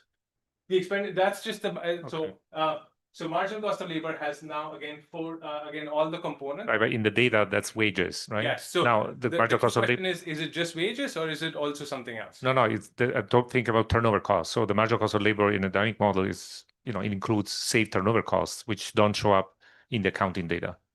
So our conjecture is from this equation that they will show up in the flexible intermediate input costs. Even if they don't show up in labor costs, we don't care about that, right? So you have the relationship between a perfectly observed input where you don't have all these turnover costs, etc. Labor is imperfectly observed, especially its marginal costs. So now we can use what we observe for the perfectly observed input and then project it onto the conversations about labor. The usual trick used to estimate markups and stuff. Yes, like but except LX3. here markups cancel out because we are taking the ratio. Yeah. Okay. Any questions so far? The bridge, what could go wrong in the bridge? Can you help us? Because that seems to be the previous slide seems to be the critical one. Right. So we could be. Can you tell us a story? I think would help us to see. So it seems plausible. So the more time you spend on something, the more. The more. This is the change. This is the ratio, the change in marginal cost to the change in attention. Yes. So if you spend more time, that means. Yeah, trying to understand what that means. So what if you right now in an earnings conference call, you're reporting all that changed, and if the driver of your change was a marginal cost of labor, this assumption says that you will discuss that more. It's a share of your attention. Exactly. Okay. And so therefore share of your text, because in earnings conference calls, what you're concerned about is the changes in information. So the key is you're discussing the new stuff. So this is the level affects the slope. It's not about the past. Okay, great. So now we will try to run this in the data. Before I run this in the data, what are the objects that I need? I need the intermediate input expenditure.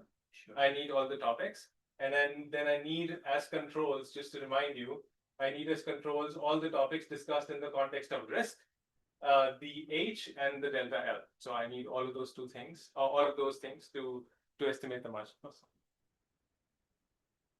Okay, let's go to the measurement. Now we have earnings conference calls from 2002 to 2025. That was the time when they really started happening. And then we have 5 cost topics. We can do this more granular, but like for the first pass, we just wanted to do like the topics that we were very sure about that these are appearing. So it's higher labor costs, lower labor costs, any labor agreements that you're negotiating, and then labor shortages. And all of these we will also have in a risk context because we need two components for each topic: the risk and the non-risk. That was what the theory told us. And then we'll collect all the conversations about headcount and efficiency productivity as controls. Okay. For the accounting data, we'll follow Demeter and of course all the people who think about intermediate inputs. So this is what we'll do is we'll take COGS plus SG&A. Now we know that COGS and SG&A do include labor costs, so we'll try to do all the robustness that we can. So we'll use material inventories as an alternative measure. We'll also try to flexibly estimate what the labor cost is with size and take it out. So all of this exercises we can do. So this is a question I had, and it's maybe you want to defer it, but during this period, like other costs were moving tremendously in terms of the marginal cost of the firm. So like oil prices and intermediate inputs. Yeah. And those real costs went up during this period where real labor costs went down. I'm still back to this real cost of the firm and what's the link between the real cost and the pricing side versus the nominal. And so we know real wages didn't go up, they plummeted. Right. And so I'm just trying to get a sense of how putting together with these other costs might help us distinguish some of those causality. Construct this for labor costs. We'll also construct all the non-labor cost talk, Okay. and we'll try to control for that when we estimate these Right. topics. And then the second is whenever we estimate our thetas, what we'll try to whenever we go and estimate our thetas, we'll have time fixed effects and industry year fixed effects. So we're just looking at within the firm when they talk more about a labor cost component, how much their delta log intermediates is increasing. So that's how we are estimating. And that'll be like in a couple of slides. So you'll see the estimation, and then you'll see like what's wrong with it essentially. Okay, so can I briefly ask? Yeah. Can you go back to the materials slide? Yes. Why are we always all of a sudden going to materials? I missed it. Sorry, in the intermediate inputs. I should have. Intermediate inputs. Yeah. Can you go put Yeah. the first one? What is it? No. One more. The up. Oh, Other direction. That one. Here? No. It's burning dictation. We can see how the burning. The one where you introduce the intermediate inputs. Oh, yeah. This one. Yeah. What is it doing? Why am I all of Oh. a sudden looking at material Right. inputs? Perfectly fair question. So we had to estimate thetas, right? The theta 1. We don't know how big that theta 1 is. The mapping between text and information acquired. Yeah. Right. So I assume that there is a relationship between information acquired and text. I just don't know what that mapping Okay. is. And then we like to look at marginal cost. And now how do I get marginal cost? So now I go here. Okay. Now I use the production function identity, which is the ratio of two inputs. The ratio of how much you spend on two inputs has to be equal to output elasticity ratios, and because this is a rational intention model, there's a wedge along with it. Now I know that in my model, marginal cost of labor has these components, right? So I just re-exposit the marginal cost of labor as a sum of these components that I had. The key thing is how to estimate theta 1, right? Let's go back to this, take logs, marginal cost of labor comes here. I just taken logs and changes. Just to understand this, if I expect wages to go up, Yes. what do I do with materials? Yes. So if you expect wages to go up, holding output elasticity is constant. If you expect the marginal cost of labor to go up, then holding output elasticity constant and the scale constant, what you have is the expenditure on materials should also fall. That's the idea. And so we can use the variation in the expenditure of materials to back out how your marginal cost of labor are changed. And because I know marginal cost of labor depends on text, I can back out that mapping. And I buy more materials because I cut back on labor. Is that what it is? Yeah, holding output elasticity constant. So yes. So this is a flexible labor model where I can change my labor as I want. Yes. Oh, this is I mean, not necessarily. So holding labor. So again, so this is an identity, right? All we're doing is taking logs and then differentiating and then differencing and then arriving at this equation. Material has to be freely adjusted. Material has to be freely adjusted. That's the key. Yes. Labor not, but material has to be clearly adjusted, easily adjustable, and materials should have no cost component. We can observe the cost perfect. Yes, perfect. I mean, I'll just bow you through this. Okay. So I constructed a proxy for materials. And then this is like the standard methodology. Now you can do it with LLMs, but essentially you keep reading these earnings conference calls, keep coming up with keywords, you sample the keywords again, keep doing this. We did this with RAs for like 3-4 months, and we finally got to about 1,200 keywords to allocate to these different topics. So trust me that we can do this, but we can do this, of course, much better with LLMs. So now every sentence that I see in earnings conference calls, I can put in these topic buckets. Cost components, 3 topics: higher labor costs, lower labor costs, agreement shortage, and then 2 more topics about headcount and efficiency and productivity. Okay, so now what I'll go is I'll go and estimate the theta. So what do we find here? We find that when executives talk about, or when they say one more sentence about higher labor costs, then we estimate that their marginal cost of labor are going up by 1.11%. Okay, that's the estimate. When they talk about lower labor costs, it's going down by 1.78%. So there you clearly see the advantage of our theory, which is that it's telling you that they're more serious when they talk about their labor costs have lower than when they've high. Do they ever talk about lower level? Yeah, what is I the mean, shares? nominal. Yeah, what is the share in those bins? No, if it's You can tell me, you don't have to go, you know. Oh, sorry. I mean, they can say big, small. Oh yeah, it's like 20. Well, the higher and lower is pretty consistent with. So higher and lower is 25% each. So those are the. That's surprising. Okay. if it's all nominal, this should never happen, basically. But they say, I wish labor cost was lower. Well, right. And I keep repeating that. Okay. 5 sentences. So we have these estimates of every topic's pass through to marginal cost of labor. And then I'm going to show you now an example of 2 firms. So I'm going to show you firms, and then I'm going to show you aggregates, and then I'm going to talk about pass through. Okay. So these are 2 firms. Here, Domino's Delivery is talking about driver shortages. They spoke about a lot about minimum wages, wage increasing, and the increase in the profits is offset partly by higher labor costs. And in here you see an opposing example, which is of trucking, where they're talking about in 2009 cutting 401ks, and then through 401k cuts being able to improve profitability.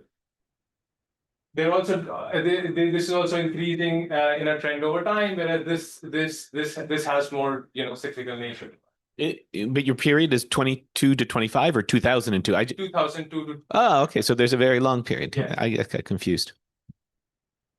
Okay, so this is what it looks at the aggregate. So the way we construct the aggregates is we do employment weighted CompuStat, and then at the industry level, and at the industry level, we then do PCE weighted, because I'm going to eventually talk about PCE core inflation.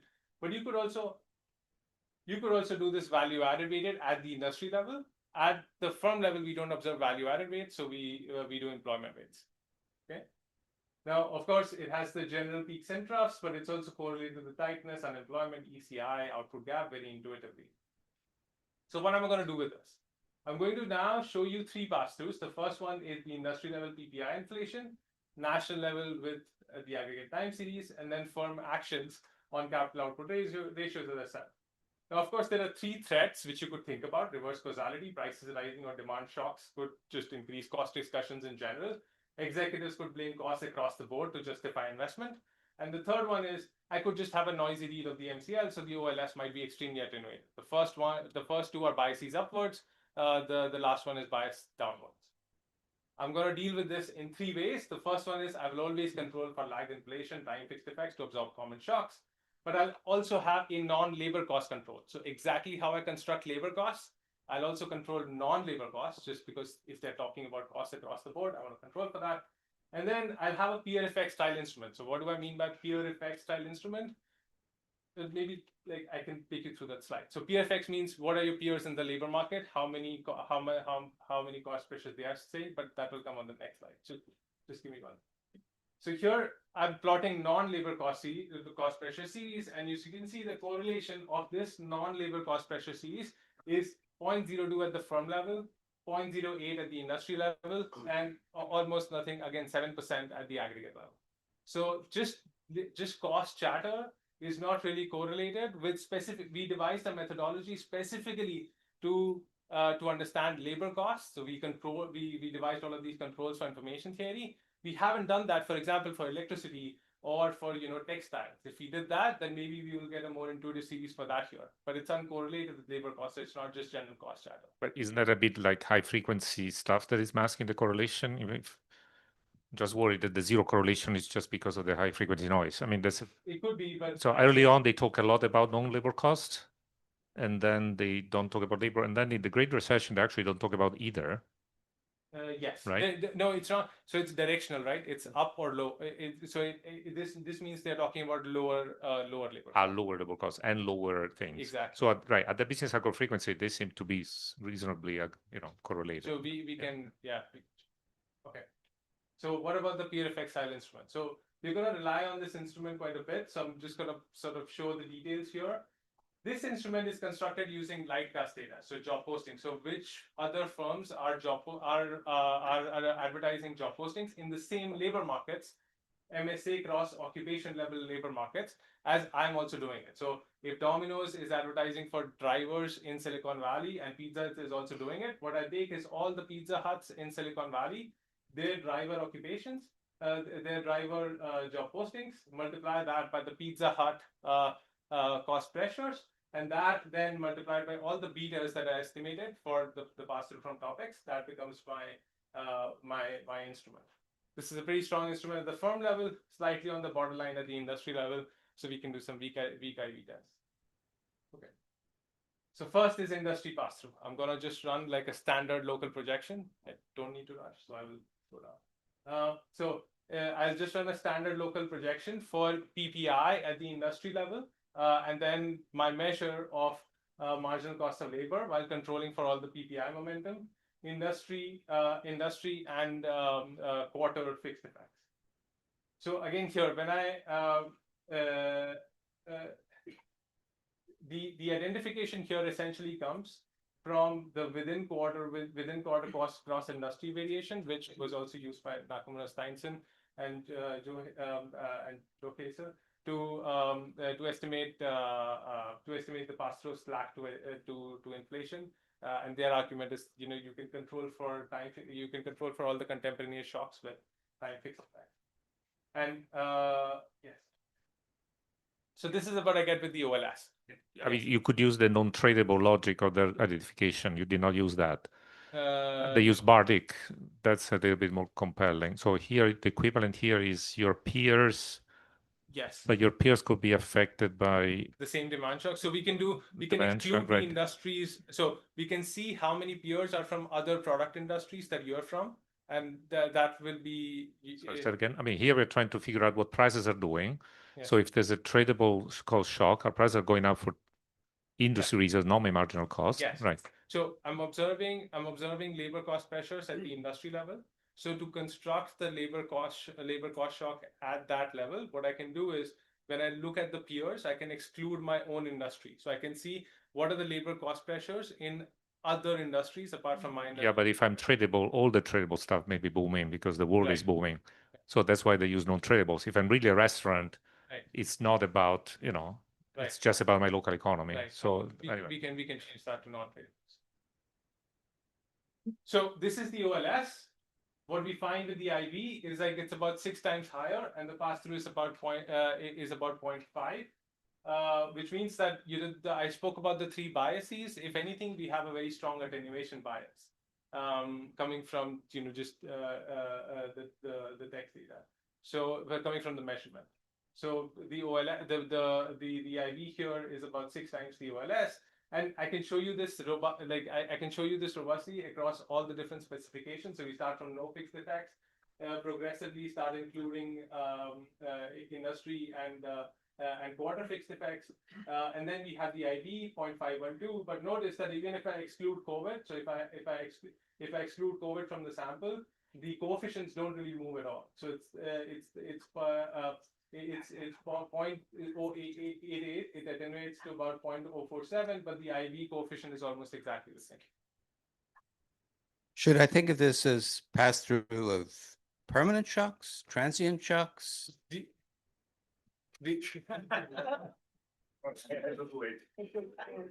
Good question. I don't know.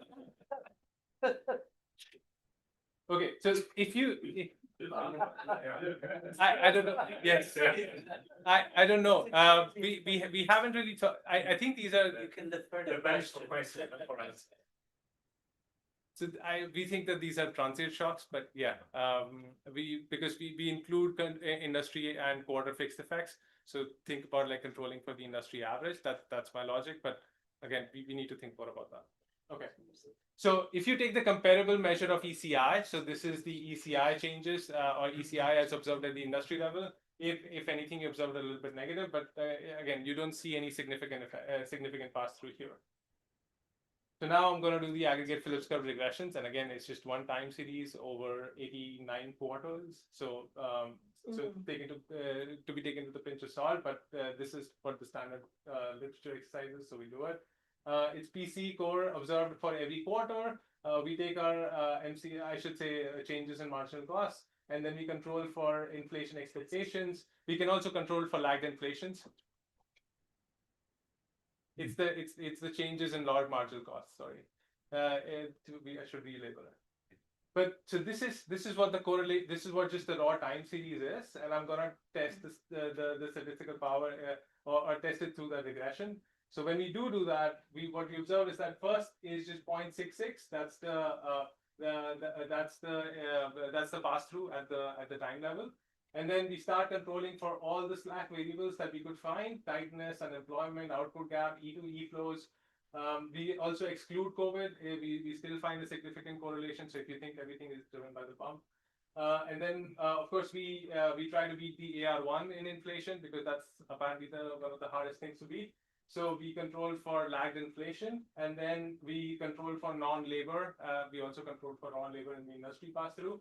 So when we control for non-labor, we still find pretty robust numbers across the board. So it's somewhere between 0.36 and 0.66. Finally, we are at firm decisions. So a lot of our variation is at the firm level. About 78% of the variation is at the firm level. So what we're going to observe at the firm level is capital as plants, property, and equipment, labor as the employment they report, sales to labor and capital to labor ratios. We're going to run local projections again on our index that should be changes in marginal cost of labor, and we control for momentum again, firm and time fixed effects, and of course we will. I'll show you both OLS and the IV results. So the first one is capital. So you see the capital stock increasing. This includes this controls for firm. So we expect that to go back to the original trend. But essentially, what you see is that again the OLS is downward biased for all of these. The firm is trying to hire more, I suppose, but the capital labor ratios are main series, and that increases persistently after that increases considerably after the marginal cost of labor. So capital deepening in industries, and we can split this by high routine and low routine manufacturing and services, and you find that this is much stronger in manufacturing than in services. Okay, so as I said, we do a lot of robustness in the paper, different material or intermediate input proxies, size dependent labor removal, etc., we find that all the three pass-throughs are pretty robust. Okay, so I think what I presented today is a theory-guided way to map unstructured data into something which we care about as a structural object. Rational attention disciplines what we should look for, what drives the discussion, and then we wrote down a firm optimality condition to exactly connect that mapping, that functional form mapping that we assume into the structural object, and then we documented some pass-throughs to PPI, inflation, and investment. Thank you.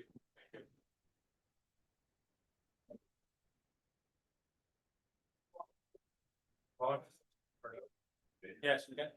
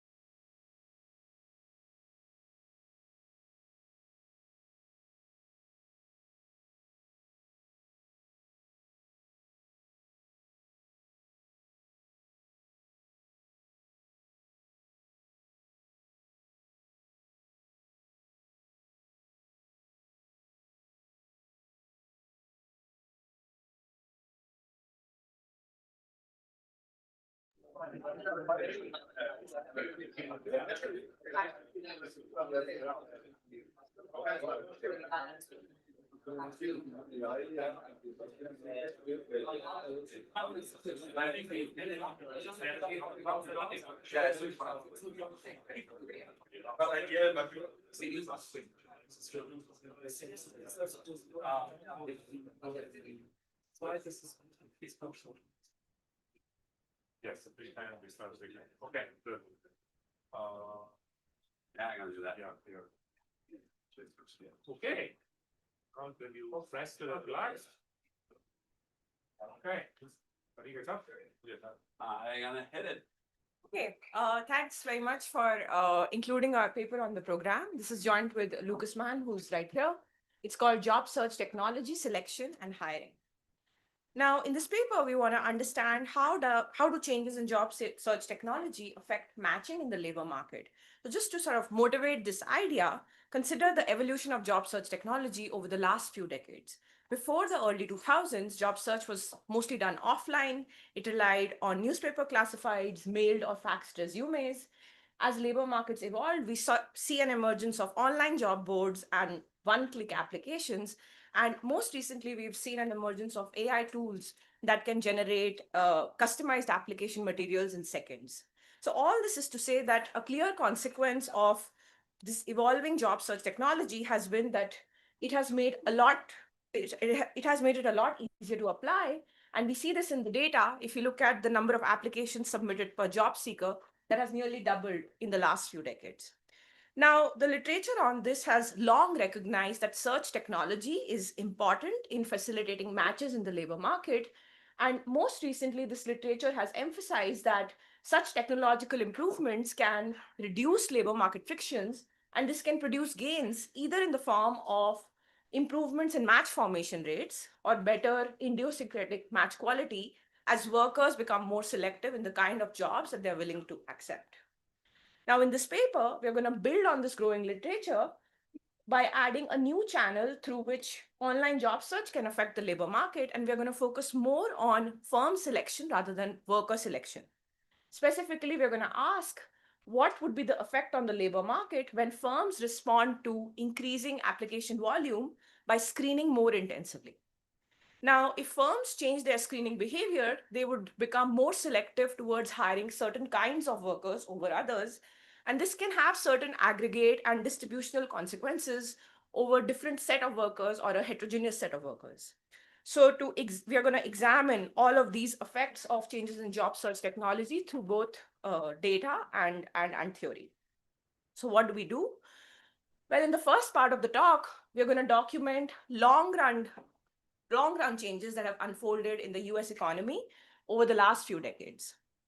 Now, on the firm side, we see that the job filling rates have been decreasing. Vacancies take today almost twice as long to fill than vacancies of the past. On the other hand, we see that there has been an there's been a rise in the employment share as well as labor demand for HR workers who are specialized in screening. So these are sort of some firm side effects, but we are also seeing some changes on the worker side. On the one hand, we are seeing that the composition of hires has become more positively selected on the basis of certain worker observables over time. We are also seeing some changes among the unemployed. We are seeing the average unemployed worker today spends almost twice as long in the state of unemployment than in the past. And if we try to ask, well, where is this increase in unemployment duration coming from? It seems to be driven by a subset of workers who appear to be less employable from the firm's point of view. So these are the workers who've seen this extreme lengthening of their unemployment spells, and that's driving up this unemployment duration for the average worker. So together, these facts suggest or motivate a mechanism in which firms have been becoming more selective, and this has been slowing hiring overall, and it has had some asymmetric effects on different types of workers, which we are seeing in hires and unemployed. So in the next part of the paper, we want to formalize this mechanism, and we are going to write down a model of the frictional labor market with costly applications, screening, and heterogeneous workers. Now, in the model, job search is going to go from offline to online, And this is going to reduce the cost of applying, and it's going to create a surge in applications submitted by job seekers. Now, this is going to translate to a higher application volume received by firms, and that's going to incentivize firms to screen or become more picky or selective in the kind of workers that they want to hire.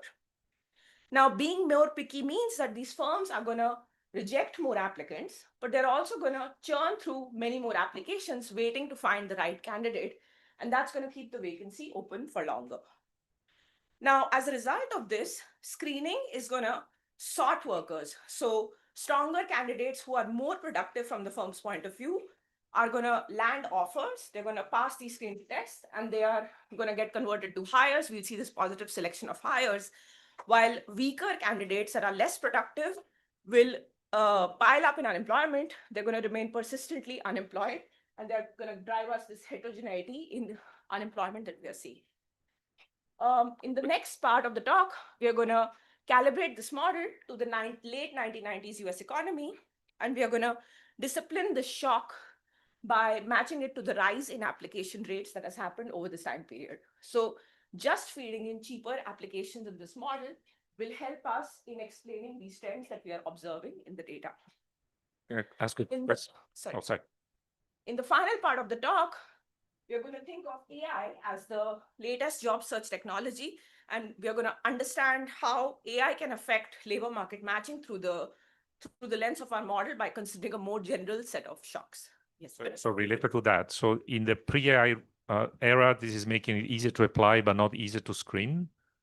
That's right. Yeah. Okay. Everything is makes perfect sense to me, except that the vacancy is open for longer. Does it mean that people apply and the job has not yet been filled, but the application period is over and it takes more time to fill because screening takes more time? Exactly. Isn't that also fast? Is it really a matter of 30 days rather than 1 day or 2 days? So yeah. become more clearer what I mean exactly by vacancies, and this is I'll explain this a lot when what exactly this mechanism is when I get to the model. In the data, it's that vacancies stay unfilled for longer and the applications stay open for a while, meaning that the firm is still waiting for more applicants. So in the data, I'm going to show you the job fill rate. That's going to be my measure of vacancy staying longer. Okay, so I'm ready to talk about the facts. Sorry. So the first fact is about how online job search has proliferated. So on the left, I'm showing you the share of unemployed job seekers who reported using the internet to search for jobs. And we can see that this was about 40% in the late 1990s, and then it increased over the next decade, coinciding with the launch of these online job boards, and then it plateaued off at around 70%. Now, this change in search technology has translated to changes in application behavior.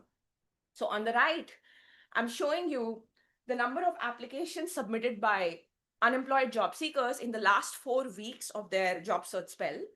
And we can see that in the early period of the late 70s, early 80s, the majority of job seekers were sending only about 1 to 3 applications in the last 4 weeks.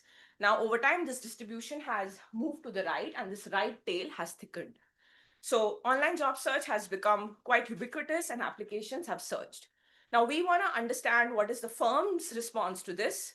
So the next piece of evidence is going to be how have firms responded? Sorry, quick Yes. question about the right graph. These are different data sets, right? Because the ACC doesn't go back to. That's right. So are really these kind of comparable notions of applications? So we've tried to make this comparable to the extent possible, in the sense that they're asking similar questions, and then we are looking at the same time period over which these applications are being reported. Okay, so how have firms responded to this increasing application volume? Well, firms can respond either by filling their vacancies faster, or they can respond by screening more intensely. So let me show you some evidence concerning both of these margins. So on the left, I'm showing you the job fill rate, which is just the ratio of hires over vacancies. And we can see that this job fill rate was seeing very strong fluctuations in the first 4 decades of the sample, after which it starts experiencing this very sustained decrease, and it does not recover until the end of the sample. So vacancies have been filling at a slower rate today compared to the past. Now, on the right, I'm showing you some evidence relating to firms' screening behavior. Now, it's hard to measure screening, on how many resources firms are spending on screening at an aggregate level. But here we are arguing that we could track a very granular occupation at the 6-digit level called HR specialists, whose task, according to their SOC definition, is to recruit, screen, interview, or place newly hired workers into jobs. So what we are doing over here is we are looking at data from online job ads, and we are looking at job ads for HR specialists as a fraction of job ads for all operations occupations, which is the 2-digit family to which HR specialists belong. And we can see that this series has sort of gone up from about 12.5 to 17% over the last 15 years or so, for as long as we see this data. And so this is suggesting to us that even though jobs are taking longer to fill, firms might be intensifying their screening effort. Hey, Sadika. Yes. Is there a way to distinguish changes in how firms recruit? Because I think over this time period, there's been more concerns about formalizing hiring processes to not have discrimination, and you might rely less on informal relationships and more Yeah. expectations to post something formally. Yeah, I do not have anything to say about that because I mean, I don't know a way to measure this at an aggregate level over time, how recruiting processes have changed. So that's why we're using this kind of a measure. Yes. I must be confused. If every vacancy gets filled initially, the highest vacancy ratio, how does it map into selectivity? Vacancy duration is going to be the inverse of this, measure. So if this is decreasing, then vacancy duration is going up. So that means that the vacancy rate divided by employment has somehow gone up, or no? Yeah. Okay, now I feel better. No, but the question is, that should show up in a shift of the beverage curve. Of course, this is higher than unemployment. No, but I think that people higher. the separation rate is going down too a little, so. I don't know, That's keeping the beverage. a little bit. I don't know if it's enough. It's not moving the beverage. I don't know if it's enough, but on the other hand, if they're trying to hire more specialists, but they can't hire them, and so do they have them? I mean, it's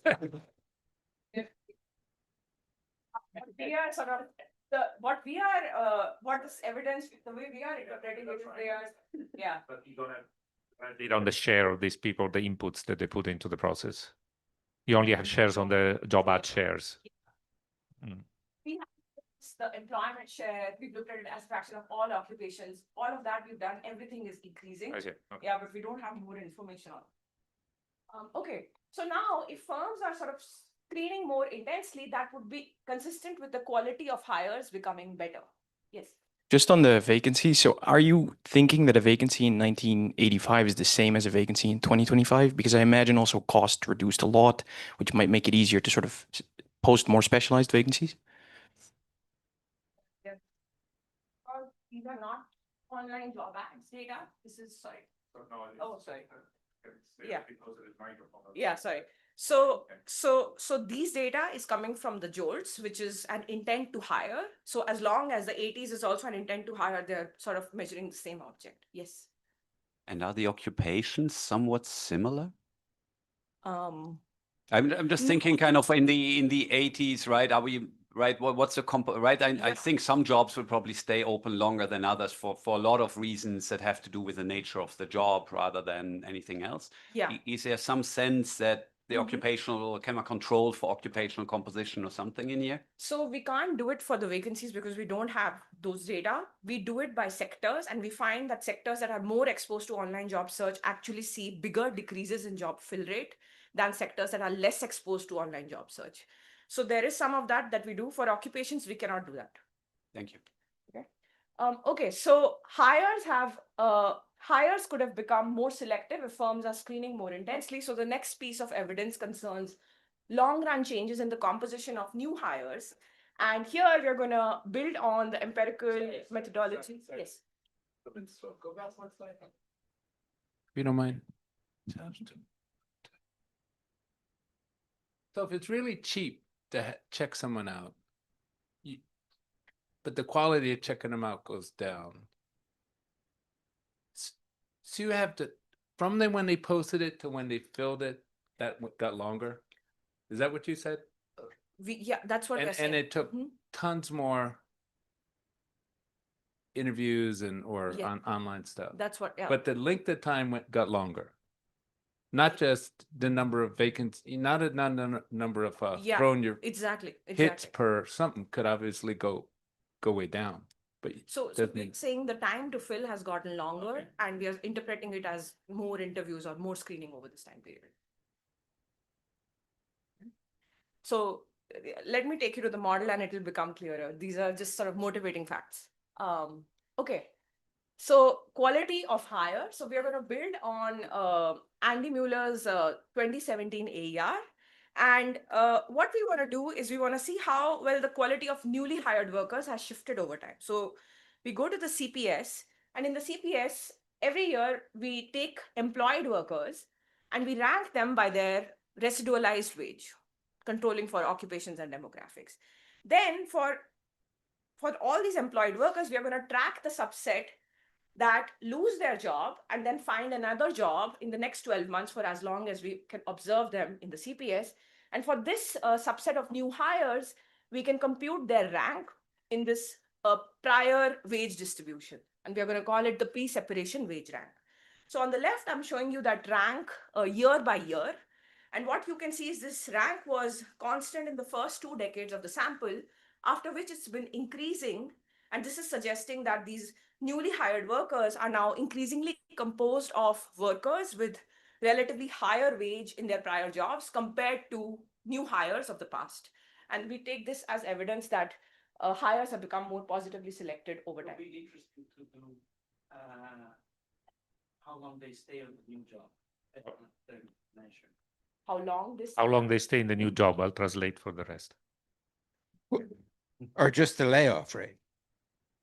So this is the average rank. Yes, this is the average rank. And okay. Yes. Your theory also implies the unemployed are more negatively. Yes, that's going to be next. Yeah. Okay. So this is about hires. What about the people who are sort of left behind, who are not able to find a job? We want to understand how quickly are they exiting unemployment pool. And so for that, we are looking at 2 measures. One is just the average unemployment duration. How long are workers spending in unemployment?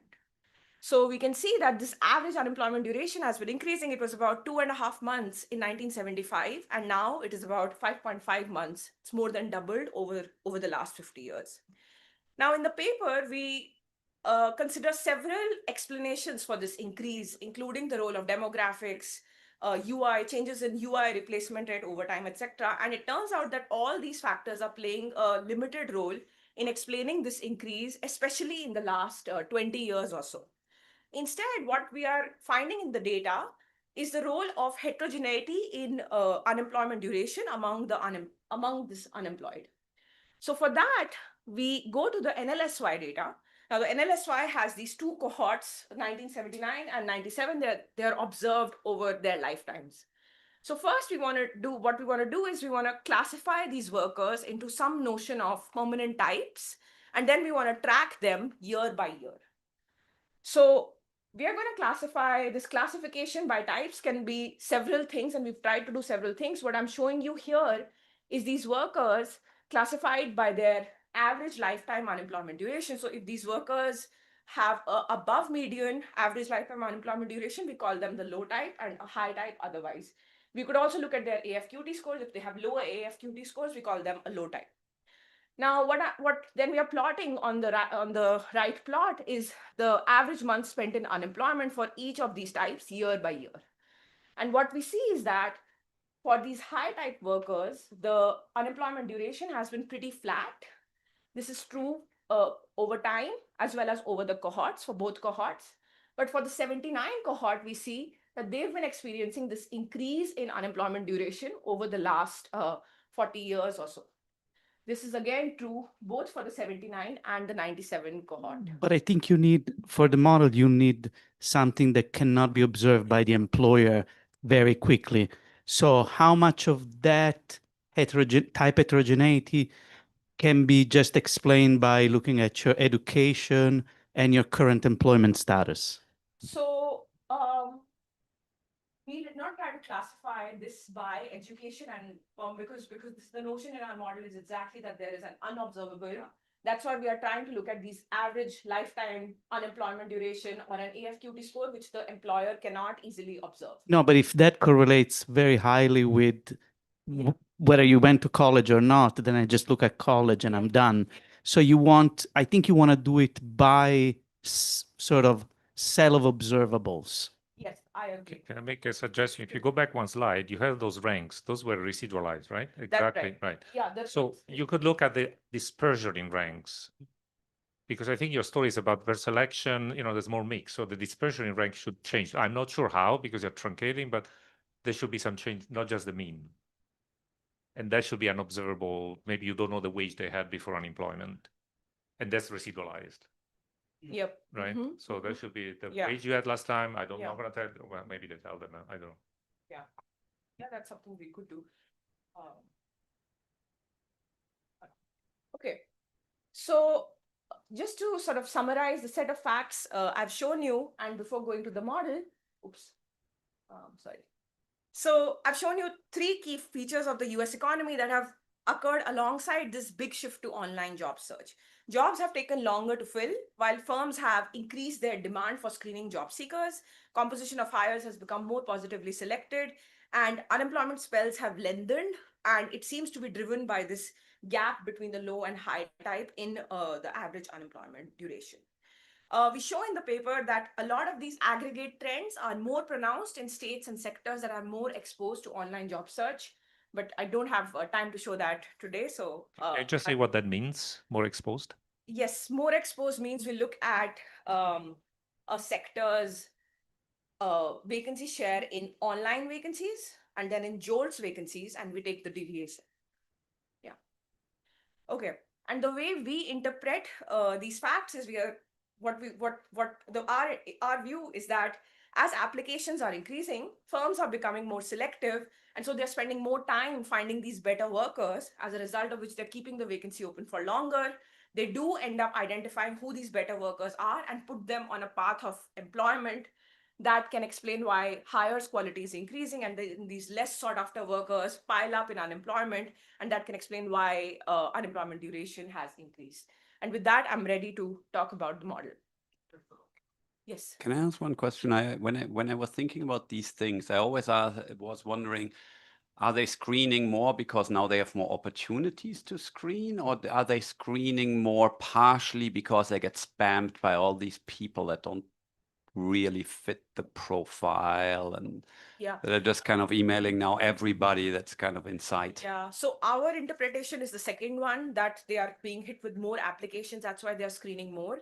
You could think of a world, I think by screening more opportunities means you're talking about some kind of cost to screening decreasing or some screening technology improving. We don't have that in this exercise, but we are going to think about that in this AI extension.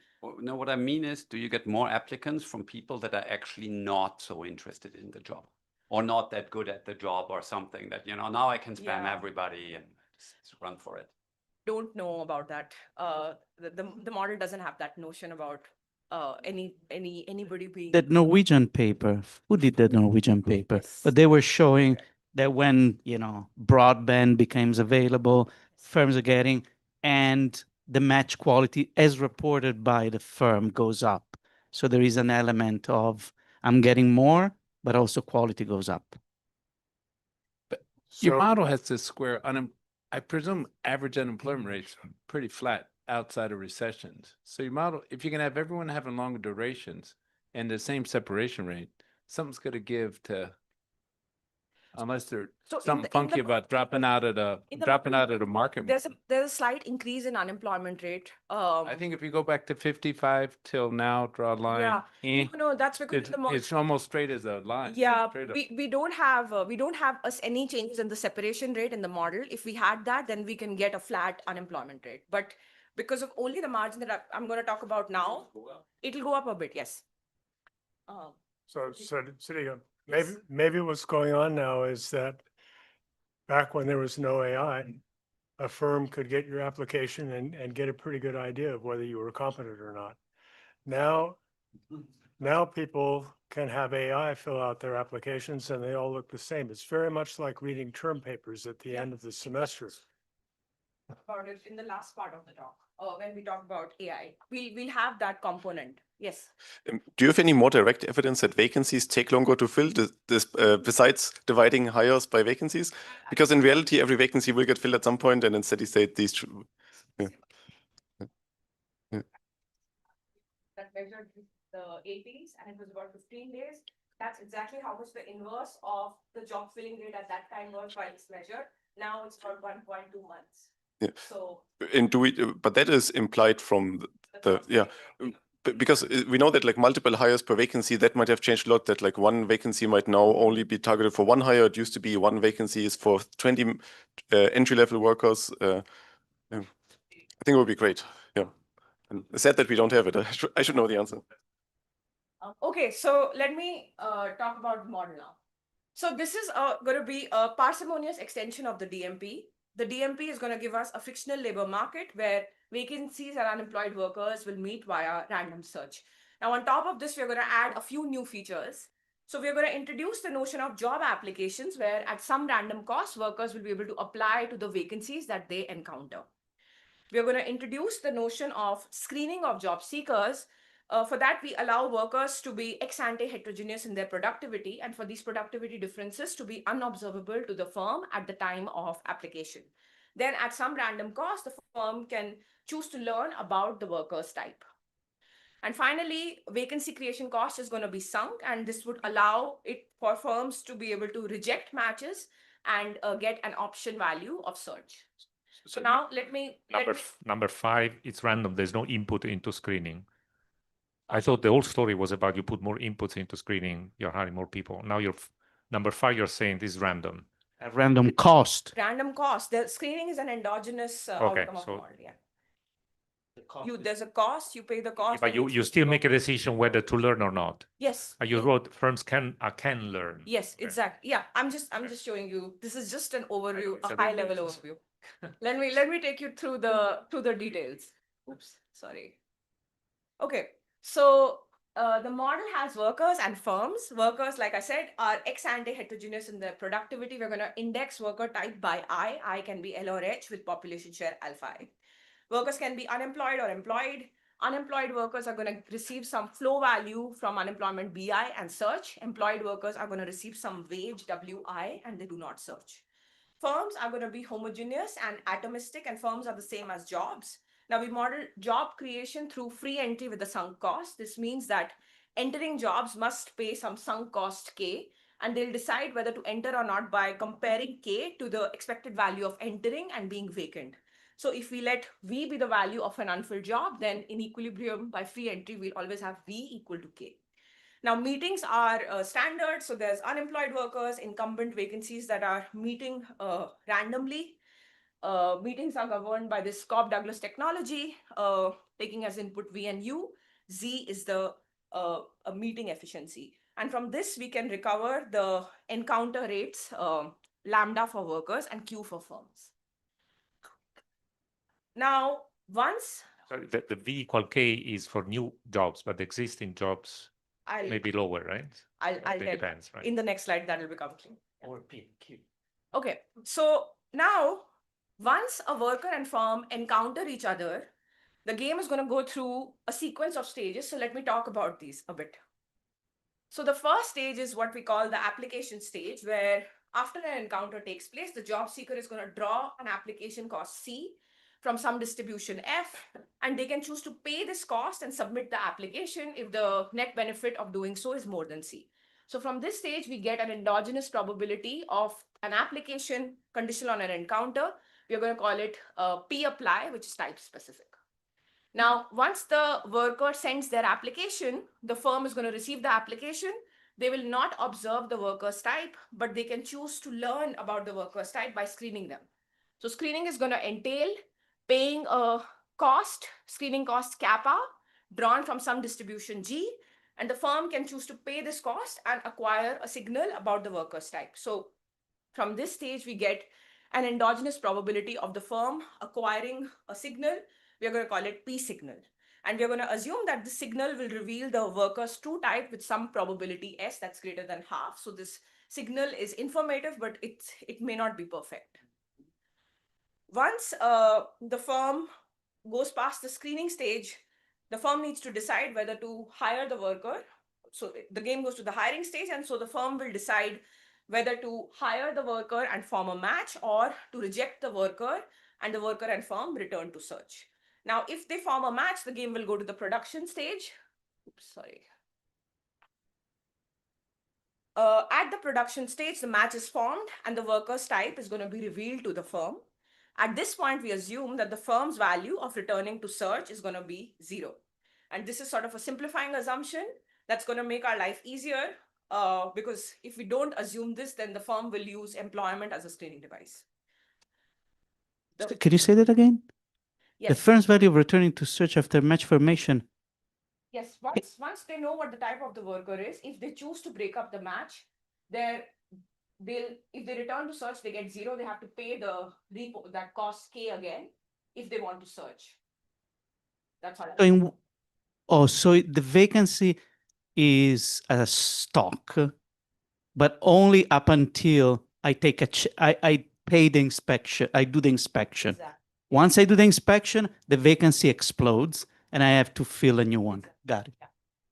So a quick question about the screening, which is the new part. Yes. Here, there's no notion of I send my CV and then I decide whether to interview or not. So the interviewing, the acquisition of the signal depends on my value, but not on information that you receive at that stage. So you could have modeled it that way. There's a certain probability. So I see the signal and then I decide whether to pay the cost or not, which is fixed. The randomness comes from who is applying. So that would allow you, the reason I'm bringing it up, this would allow you to use the callback studies, which are precisely about that. Yeah, we don't have that. Okay. Firm pays the cost. So that's going to confuse a little bit these two things. You see what I mean? So because that's not how it works. First, you look at the CV and then you say, decide to interview or not. Exactly. Yeah. So it's the other way. Okay. And Sorry to point out, AI will make the CV part easier, not the interview part easier, I think. So when you go to interview. yes. So if you're going to reduce the cost with AI, I don't know. Thing to say about AI at the end. So the firm and worker are then gonna Nash bargain on the wage, with workers bargaining weight beta, and they're gonna produce output where the high type output is gonna be higher than the low type output. And the match can break up at some exogenous rate delta, and at that point the firm has to exit the labor market and the worker returns to search. So now I've shown you the environment. Before I turn to characterize the equilibrium, I want to talk about the hiring decision of the firm. Oh, can we talk about the environment more? Yes. So two things stand out. One is, does it really matter that the worker's type is fixed? Because no information is crossed over from potential employer to potential employer. There is not job to search. There is no CV being sent.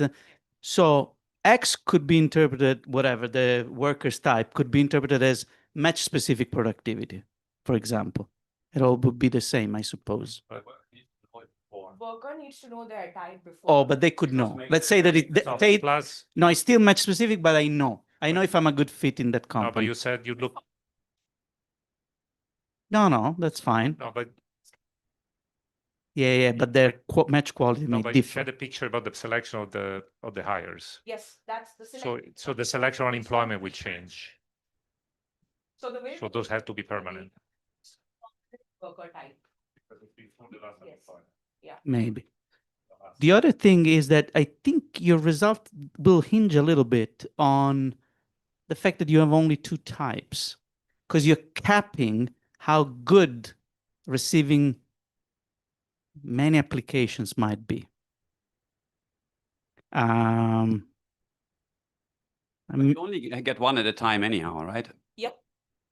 Well, but that's a bit of a byproduct of the fact that if I take a peek at the CV, the vacancy explodes. If you remove that artificial thing, then more application would be a good thing, and you could get a 10.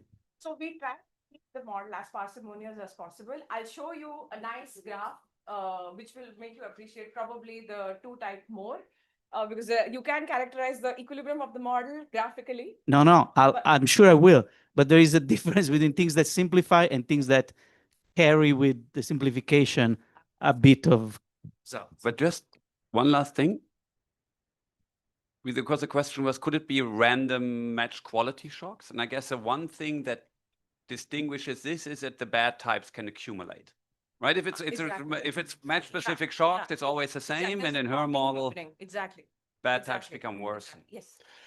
When you introduce the new reality, in a sense, I would have thought what it makes easier is to send multiple applications at the same time. Within a day, I can send 100 applications. The sequential nature of this, I think, then also resolves my puzzle why you would ever have longer vacancy duration. Because I think with multiple applications, one day, and it's we fill them faster. With applications, we just have this intensive margin of applications, but Yeah. that might amplify the result because that's going to create more congestion. Uh, We uh, don't have that. in the model. But wouldn't it lower actually the vacancy cost? So almost the longer vacancy duration would falsify the model, and like it's almost like a tension, like the more reasonable model. Let me show you how Thank the you. fill rate is. Let's see the equilibrium. So yeah, I have 6 minutes and I need to tell you the intuition of how the model works. So the firm can decide, so hiring decision of the firm can decide to hire the worker or reject the worker, irrespective of whether it decides to screen the worker or not screen the worker. So what's the optimal hiring policy of the firm? Well, if the firm gets a signal that this worker is a high type after screening them, they're going to hire this worker because that's the best case scenario. The firm is looking for the high type worker. If they get a signal that this worker is a low type worker, they're going to reject this worker. Now, we are going to assume that if the firm does not get a signal about this worker by not screening them, they're going to reject the worker with some endogenous probability R. And so R is going to be a key object in this model. So I'm going to spend a few minutes talking about it. So what is R? R is basically capturing the strictness of the firm's hiring policy. So how is R chosen? If we let JI denote the value of a filled job and AL be the share of L type applicants in the pool of applicants, then R is going to maximize this weighted average, which is going to be with some probability. The firm is going to accept the worker of average quality and get this ex ante value of hiring. And then with some probability, the firm is going to reject the applicant of average quality, and they can stay vacant and get this option value from searching. So imagine the firm chooses a very high R. In that case, they're going to reject workers at an increasing rate for whom they do not have a signal. So they will accept workers only when they do acquire a signal, and that signal is revealing that this worker is a high type. So this firm is going to be slow to fill the vacancy, but when they do fill the vacancy, it will be with a worker who's most likely to be high type. The opposite is true when R is low. So inherent in this choice of R is this trade-off between filling a vacancy faster or filling it with a worker of better expected quality. And so this is going to be a key trade-off that will give us. I think it's helpful to point out that this is a linear problem. So it's bang, bang or indifference. We are going to focus on parameterizations of the model for which the firm can smoothly vary R in response to changes in aggregate conditions. So we are going to conjecture that the firm plays a mixed strategy equilibrium and that R lies in 0 and 1. So now firms to the high R, that would be a problem. Yeah, I'll talk about that. So now I'm ready to talk about the equilibrium, and we're going to characterize the model by defining a model specific object. We're going to call it the job finding rate, which is type specific. So a worker finds a job if they encounter a firm, if they send an application to the firm and the firm accepts them. And this can happen through two channels. It can happen through an unscreened channel. If the firm did not receive a signal about them, they're accepted with probability 1 minus R. And if the firm did get a signal about them, the high type is going to be accepted with probability S. The low type is going to be accepted with probability 1 minus S. Now, it turns out that the entire system of equations can be written in terms of two equations and two unknowns. The unknowns being these type-specific job finding rate. And this is going to allow us to characterize the equilibrium of the model graphically. So let me show you what these two equations are. So the first equation is what we call the indifference curve. This is basically coming from maximizing this objective function and taking the first order condition and then applying the free entry condition, which is V is equal to K. So indifference curve is telling us that the value for weighting must always be equal to the ex ante value of hiring without a signal. And so we show in the paper that the right hand side can be written in terms of FH and FL. And so you can plot this indifference curve in this FH FL space. And it's going to look like this. Now, along the indifference curve, the firm's hiring policy is going to be consistent with any R in 0 and 1. Above the indifference curve, FH is too high for the IC to hold for a given FL. So when FH is too high, what happens? Well, for the worker, the outside option is very strong. They're going to negotiate a higher wage. So the firm will get a lower part of the surplus from them. That's going to put downward pressure on the right-hand side. Another effect that's happening is that FH is too high, high types are leaving the pool of unemployment. The pool of unemployment becomes negatively selected. AL is going to be high. Both of these are putting downward pressure on the right-hand side below the left-hand side, and the firms are going to optimally choose R equal to 1. But this is steady state logic. It would be, which is fine, would be more interesting to know whether you have the characterization of equilibrium dynamics for an arbitrary initial composition of the unemployment pool, which is, I guess, the relevant state variable. Yeah, don't have that right. It should be easy now. So below the indifference curve, by the same logic, the firm is going to optimally choose R equal to 0. So you can think of this indifference curve as a policy function for the firm. The firm locates itself on this IC, it observes what is FH and FL, and it decides what R to play. The second equation is what we call the screening curve. And this is basically a consistency condition. It's coming from taking this FH and FL, taking the ratio and manipulating that equation. This is telling us that the job finding rate of the high type worker is basically the job finding rate of the low type worker rescaled by the relative application probability, plus a screening advantage that the high type worker enjoys. If they encounter a firm, they apply to the firm gets a signal about them, and that signal is informative. You can see over here that Fi is monotonically decreasing in R. So as we go from left to right, R is going to decrease, and each point is going to correspond to a unique R between 0 and 2. Equilibrium of the model is where the SC and IC intersect. Okay? They could, but not in this calibration, but they could. So now, online job search in the model. So we are going to But can't you add to that picture the extreme equilibria where R is 0 or 1? There should be, yeah. Yes, are they equilibria? No, I know, but I would just want to know whether green above red means that one can be an equilibrium, or is the other way around, or I can't. Okay. And unique. Okay, so online job search in the model. Now, online job search is a shock that makes it easier to apply. So we're going to assume this application cost distribution takes on this isoelastic form where gamma A is the level of shock. So we are going to think of this as a uniform decrease in application costs for everybody. So gamma A is going to increase. We're going to calibrate the model to the 98 economy. I have 6 minutes left. I don't have time to show the calibration table, but we're going to discipline the size of this shock to match the application rate increase between this time period. So now let me explain the sort of intuition of what happens when gamma A increases. So the comparative statics through this SCIC figure. So this is the equilibrium that I showed you before. And now this is the calibrated economy in 1998 to 2000.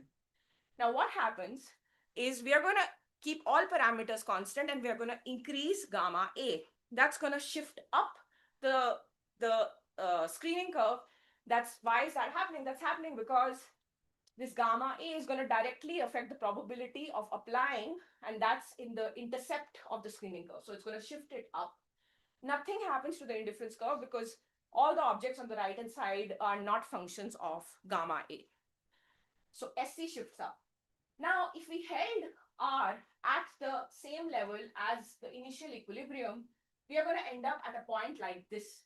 So this is like a partial equilibrium effect of this gamma A increasing to a first order. When application rates go down, the job finding rate of both workers should increase. Now, this is good news for the workers.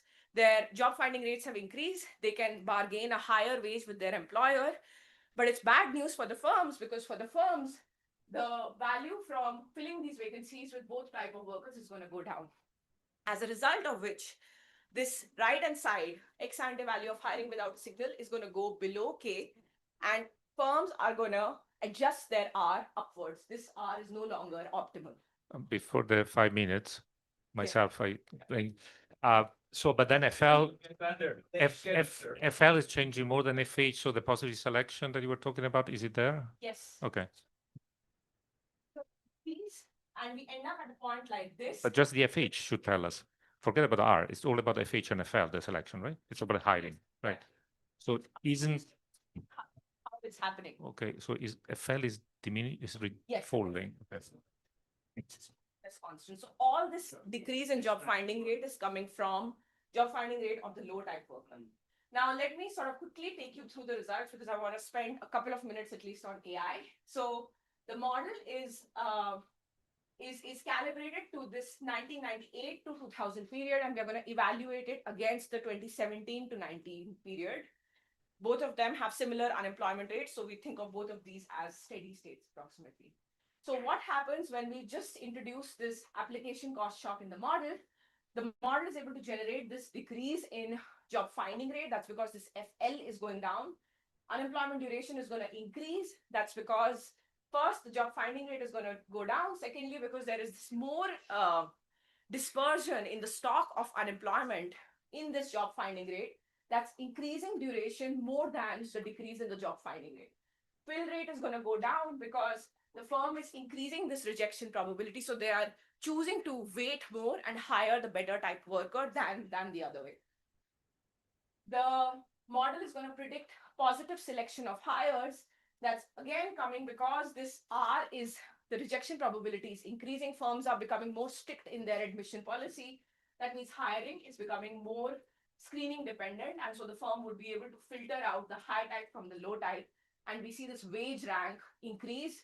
We also computed a duration rank that's decreasing. It's showing that workers are progressively, new hires are coming from shorter unemployment spells today relative to the past. So in the last 3 minutes, let me talk about AI and labor market map. Now, we are going to consider the effects of AI as a more general set of shocks in the model. First, we are going to think of AI as reducing the cost of applying even more. People can use LLMs to write applications at scale. So cost for applications has gone down. Secondly, it has also made screening cheaper. So firms can use bots to screen workers. So you could imagine that if the screening cost had a similar functional form and gamma S was at level, you can imagine this gamma S also increase. And finally, we can imagine that AI is going to deteriorate the quality of the signal that firms get from screening. So think of this as all candidates using AI to write their applications. These applications are looking extremely polished, including cover letters and all the Q&A. And that makes it hard for the firm to screen these workers because everybody looks, there are no typos on the CV anymore. So the quality of signal is going to deteriorate. Now, it turns out the 3 shocks in the model are not going to affect the indifference curve. And we can write down a sufficient statistic through which they are going to affect the screening curve. So all these 3 shocks in the model are basically equivalent. Now, we are going to quantify, discipline these 3 shocks by, the data is extremely scarce on this, but we are trying to use HR reports and LinkedIn reports, etc. But what we've done is, this is the pre-AI economy. We are going to first introduce this application cost shock. Applications become cheaper. So again, SC is moving in the way we want. Gamma A plus gamma S, screening becomes cheaper. Again, the SC goes in that direction. And then if the signal quality deteriorates, it's an undoing of gamma A and gamma S. But we see that the post-AI economy, FL is going to be even lower. And this is in line with what we are seeing in the data between 2019 to now. It seems that job finding rates, all of these have sort of become even more perverse than what we saw in the last 20 years. So I want to sort of zoom out a bit and talk about the real world in the last 30 seconds. We see a lot of these headlines where employers, where there's a growing frustration in the labor market, candidates are frustrated, employers are overwhelmed, and candidates are using ChatGPT to write their applications, HR is using AI to read them, and nobody's getting hired. So our model is actually giving you a framework to think about how, despite improvements in search technology, you can have these frustrating outcomes. So I'm done, and I'm going to just leave the conclusions here. Thank you. Thank you.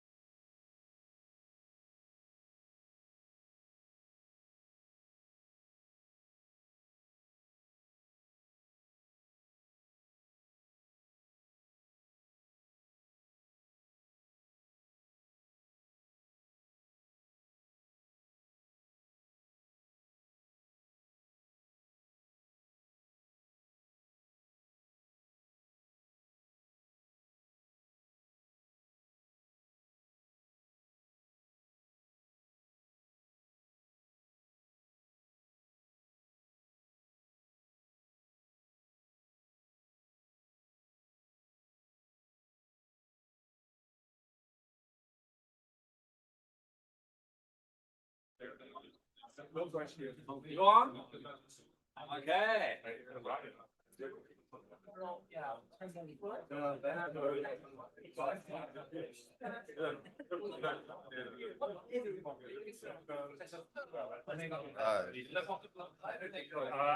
Oh, I can just move this, I suppose, right? Yeah, that's fine.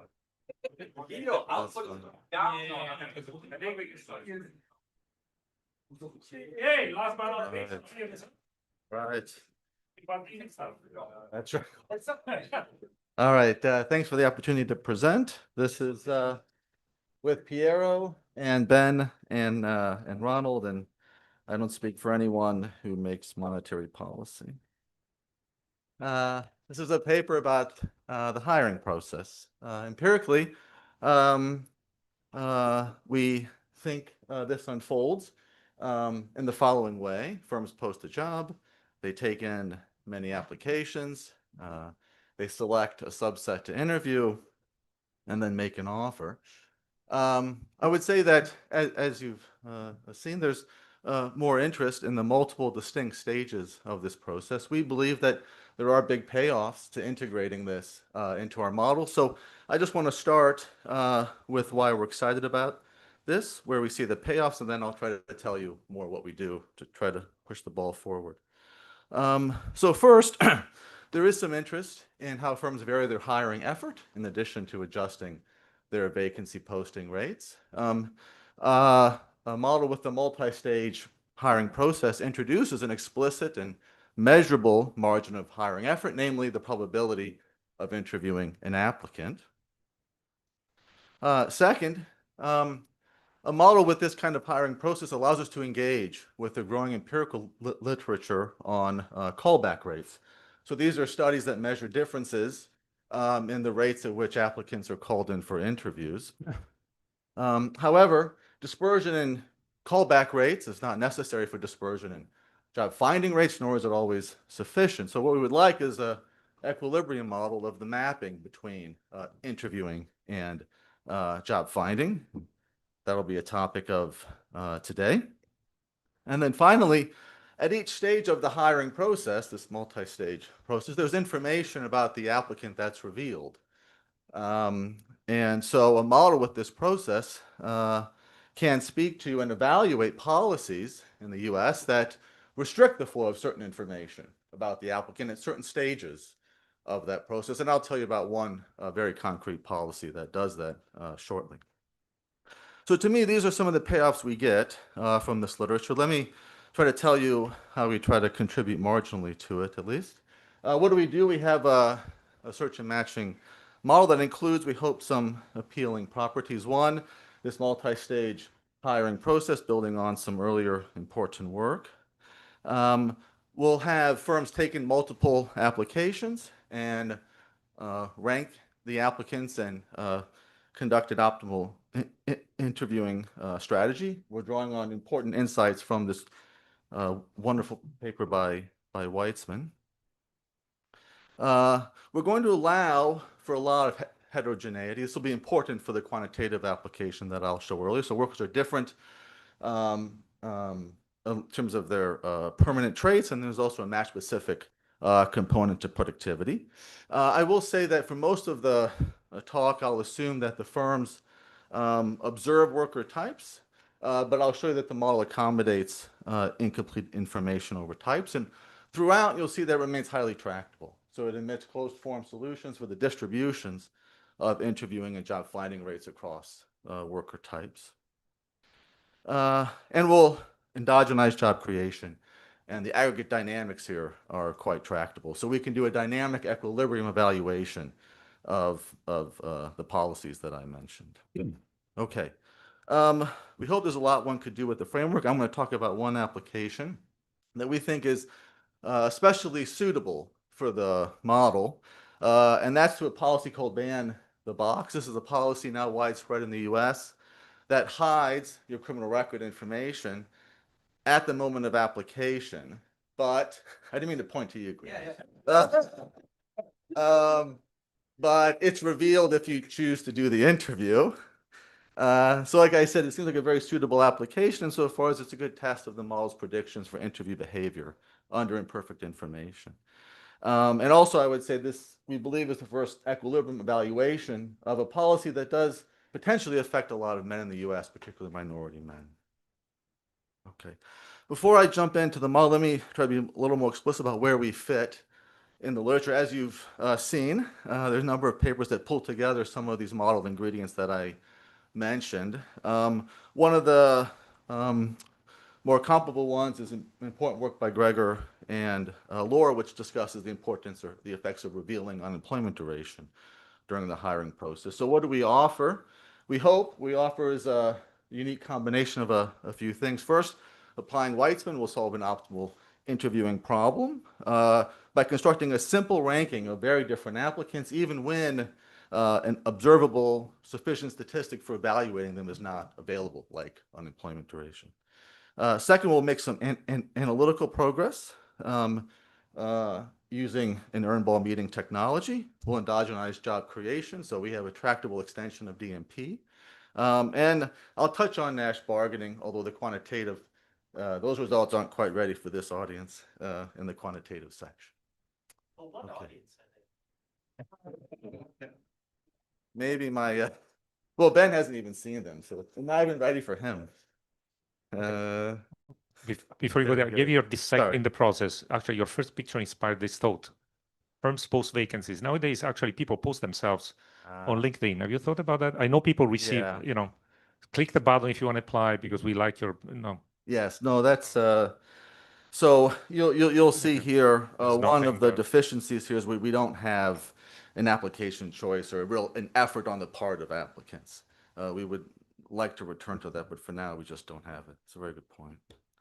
Okay, let me tell you about the environment. Firms are homogeneous here, so measure V of vacancies. Workers are not, they're different.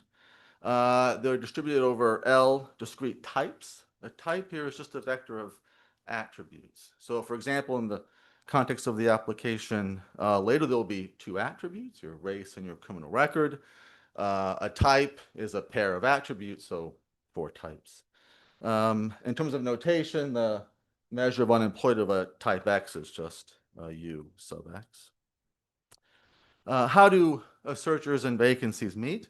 We'll assume that each unemployed worker, to Giuseppe's question, randomly sends one application. Types are fixed. Types are fixed, yes. Yes. Race, question mark. Criminal record, for sure. Mine was expunged.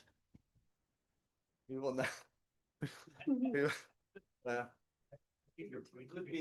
Wait, question is whether the criminal record actually correlates with this unemployment. Sorry?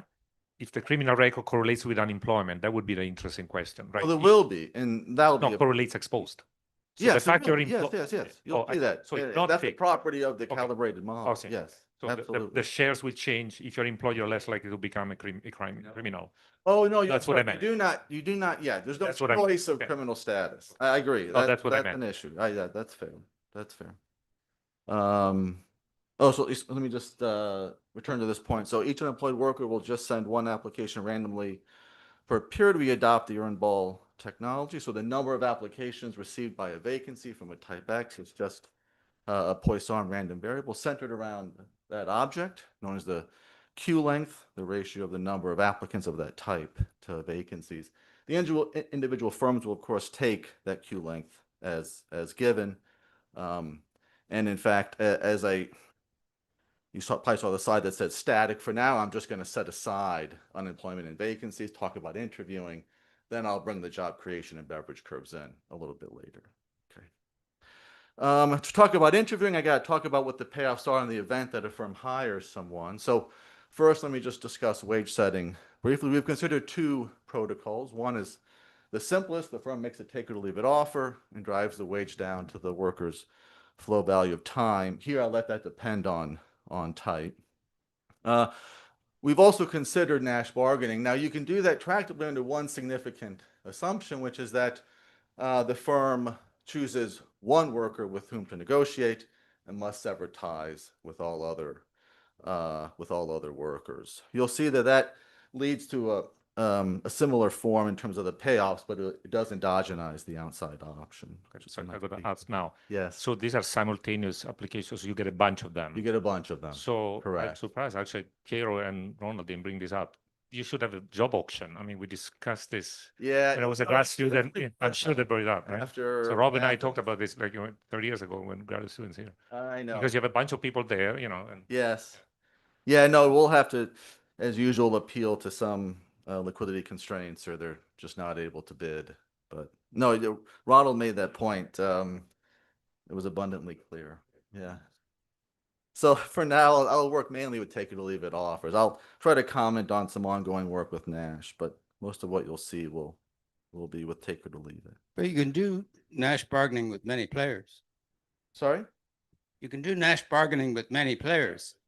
You can. You mean like You have a bunch of applicants and you have a firm. yes. Do Well, you're Nash gonna have bargaining one with the whole- job though. You're gonna choose one.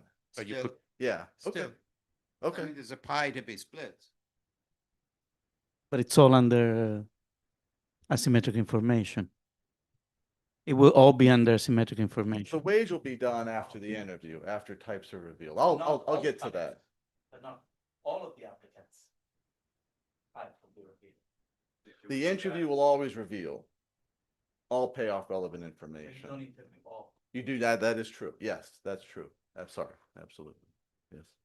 No, it's fine to break away from people that you decided not to interview, but there's still a bunch of people where you've collected the information. Yes. Let me follow up on that. Okay, so that's wages. I want to spend more time on the production function, if you will. So there are three components of output. I'll go through each of them. Flow profit then is just capital pi. I'll assume the firm knows the wage it will pay. Let me talk to you about how it learns about the components of output. So two of these are learned at the application stage. Z, which is a deterministic function of your type, and then eta, which I'll discuss, that's drawn, a stochastic component drawn at the application stage. The third component, epsilon, is learned only if you interview. You have to pay the cost to learn that. Okay. As I said, Z is just a function of type. I see differences in Z as differences across types in basic or general skills that are valued more or less uniformly across jobs. Eta, as I said, is drawn as a stochastic component drawn at the application stage. Differences in eta you could see as capturing differences in how certain skills are valued across matches. Perhaps you report on your application, you worked in some sector, that might mean you're very productive at one job and it's irrelevant in another job. Formally, it'll be helpful to assume that eta is discrete, so we'll take on one of m values, and the share of a type X that draws a given eta is given by that probability mass function G. Why do you need that randomness in the eta? You On mean top for of eta? Yeah, why do you need 1 and 2? yeah. Why do you need one Yeah. and two? No, that's right. So with eta is going to ensure that the firm doesn't overly favor high Z. So if you have non-offenders and ex-offenders, we want So to line match the some data, of the that answer right. Why is zeta x in the profit function? I mean, I understand the information, but once you know Yeah. eta, you know it's that specific, you know where it came from. Yes. But you yeah. care about eta. Maybe you don't care about, no, you care about zeta because of the future. So zx in the production function is meant to capture like the continuation value? No. It's just a fixed component unique to that worker type. No, but That's eta all. is correlated with zx. So it, No, but It's ZX a type. ZX is a permanent worker type. Yes. Eta is match It's specific. Specific. That's right. correct. But in the The static difference- model, it doesn't make any difference. And so I'm saying that's because of the dynamics. Uh, Or it does no, not- I thought. it's the same. And then epsilon, again, that's a match specific component drawn only at the interview stage. So you have to pay the cost to draw epsilon. Again, we think of this as capturing differences in the idiosyncratic fit between a worker, say, and different managers. That's learned, revealed at the interview stage. And why not learn about Z?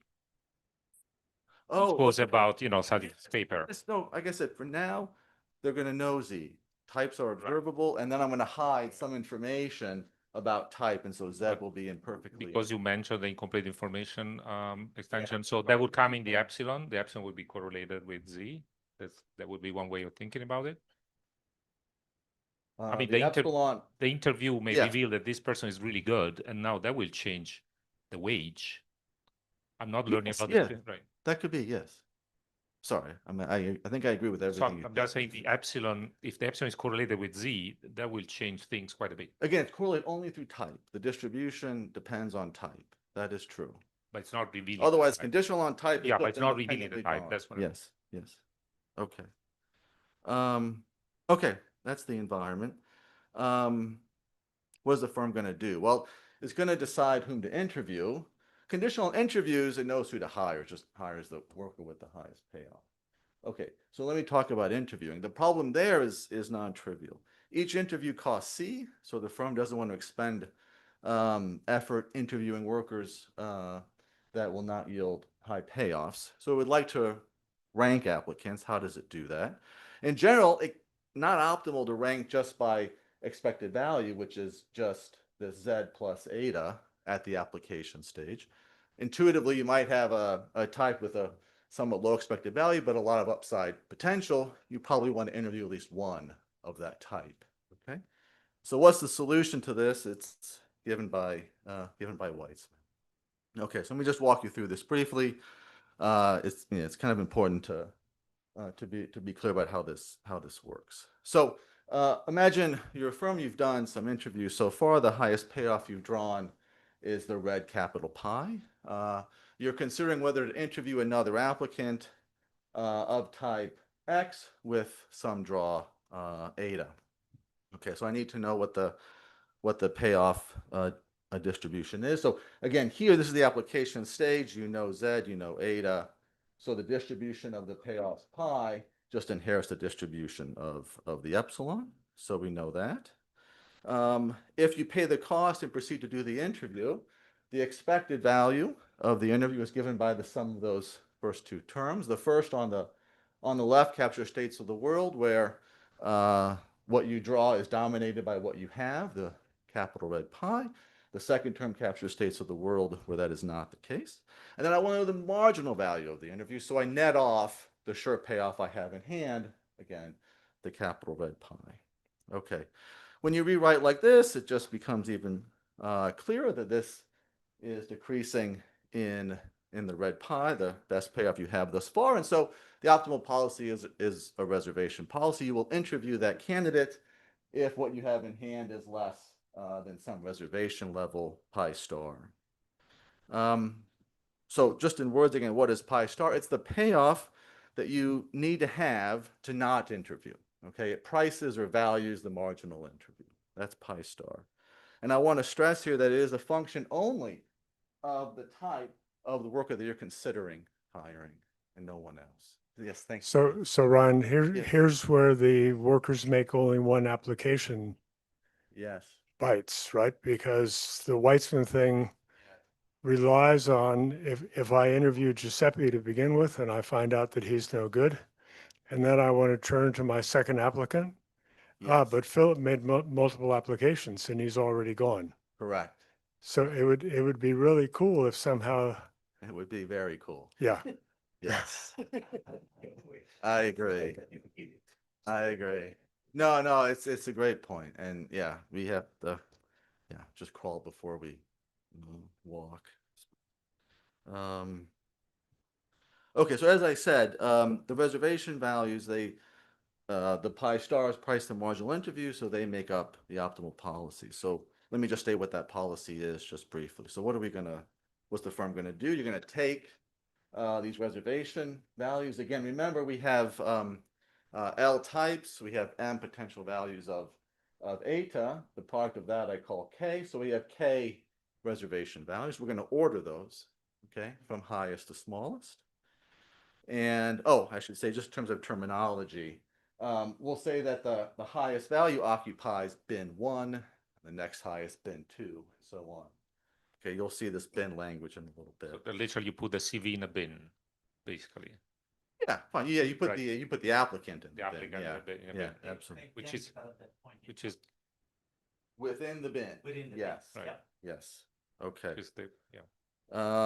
Right. So you order these. You're going to conduct interviews in that order from highest high star to lowest.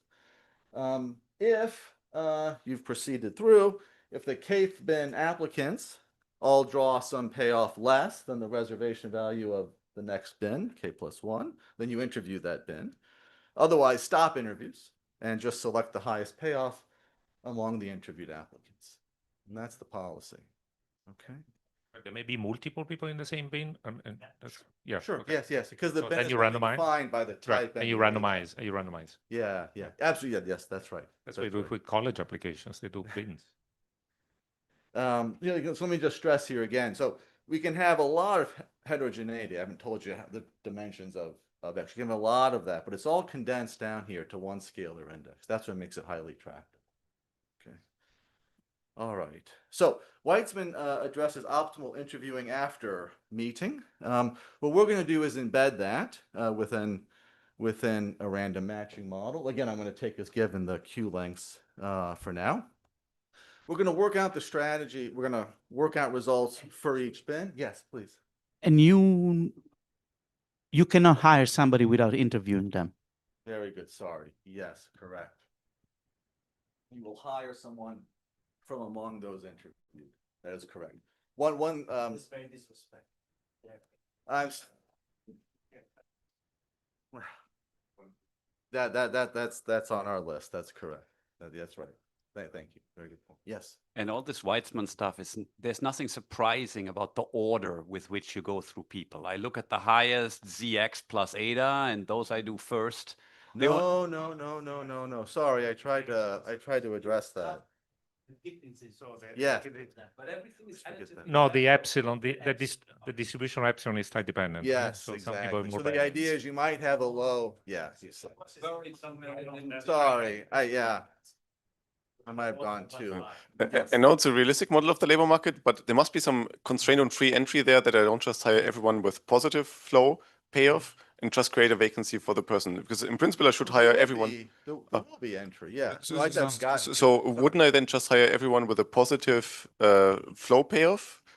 So there must be you must prohibit me from hiring multiple applicants for one vacancy. Like I interview two great people. Yeah. Find 3 great candidates. Yeah. One, I give the job for which I open the desk, and the other one I say, hold. Yes, no, you're right. It's one higher. So implicitly, it must be embedded in a model with a constraint on free entry, some fixed vacancy creation, job creation costs, because otherwise B gets pushed to 0, and It's just entry on the extensive margin, right? So it must be something that I can't create a vacancy for every hire that ex post turns out to yield a positive job value. Yes, you're right. Yeah, if you're the applicant pool, you don't get the job. Yes. No, I meant like for every applicant that is above the threshold shouldn't I shouldn't compare the applicant to the next best applicant. I should compare the applicant to whether the job filled with that hire would give me positive fill job value. Right. Why would you compare? You only have access to the people in the pool, though. But isn't the cutoff I can only hire one of them? Correct. But what if I look through all the applicants and I create a job for all of them? Okay. That's what you're preventing, and that's you can. I see. You're laughing. So thinking about reality. I see what you mean now. Thank you. Yes. No, that's not. You're right. You're right. If I have like 3 great people, I'll just create a few jobs instantaneously. No. And that to me would be a restriction on vacancy I creation. see what you mean now. Thank you. Okay. Sorry, I misunderstood. Thank you. But I think it's realistic, the model that you have. But I think you can't embed it in a vacant standard DMP model with free entry, I would have thought. Because they are just great vacancies. No, sure you can. There will be. Every firm is one Leontief, and you need another firm to create a job. Yeah.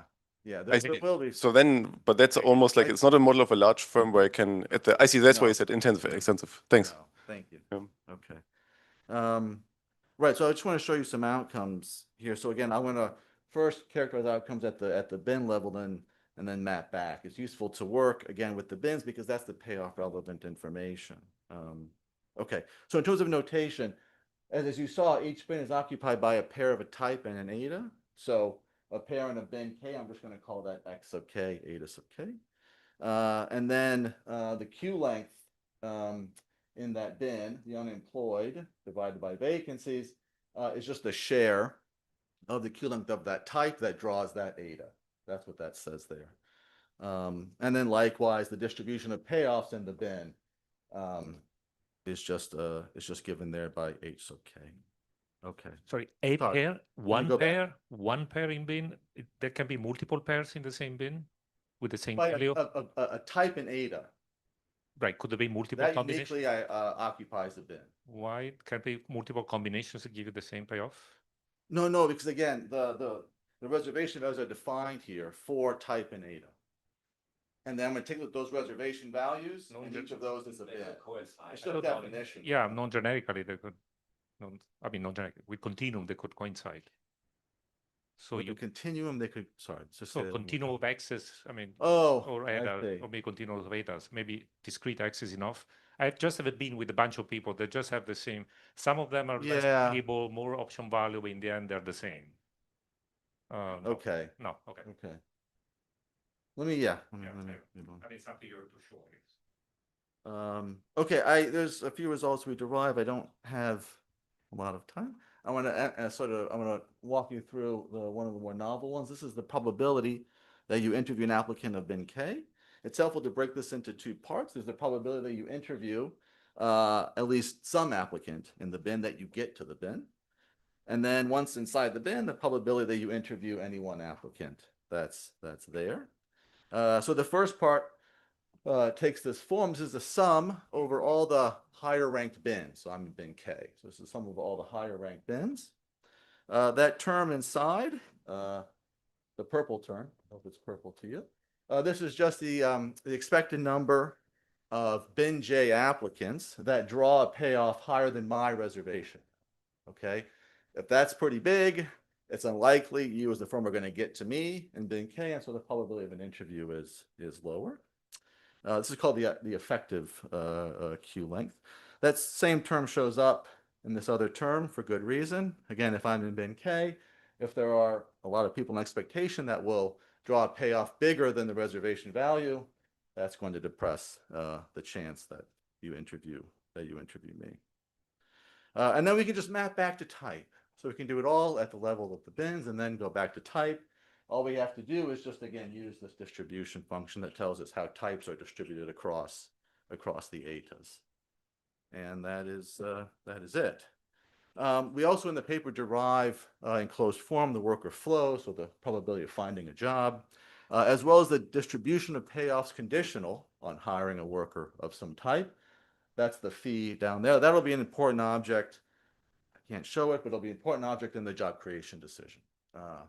That I'll talk about briefly. So all of this can be done analytically.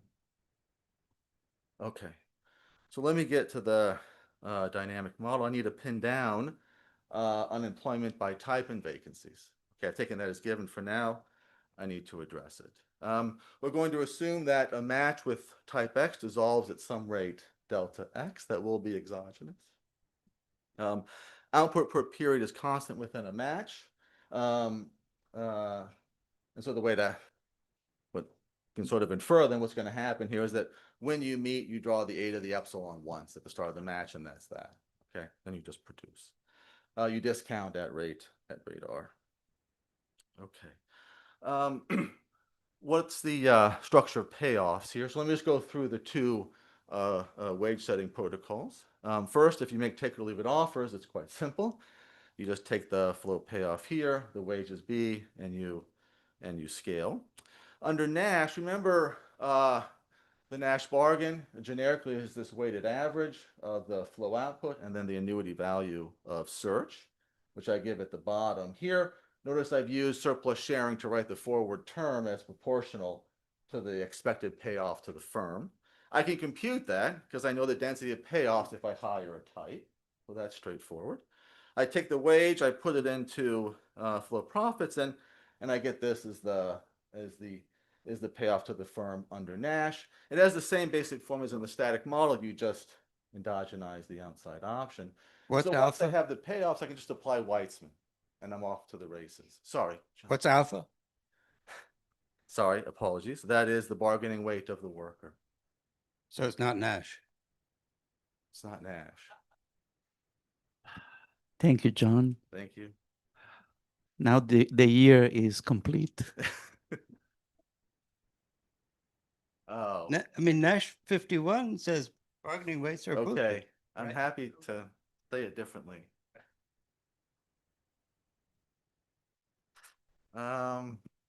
Okay, sorry. I think I said what I needed to say. Here's the equilibrium. It's a fixed point. If you take in the Q lengths, the outside option, as I said, once you have, you can then work out the payoffs, apply Weitzman. And once I have the reservation values, I can compute all the objects I showed you in the static model, probability of interviewing, finding jobs, and the density of payoffs. And then the Q lengths and the outside options will solve three familiar conditions. Can I just namely- ask you something?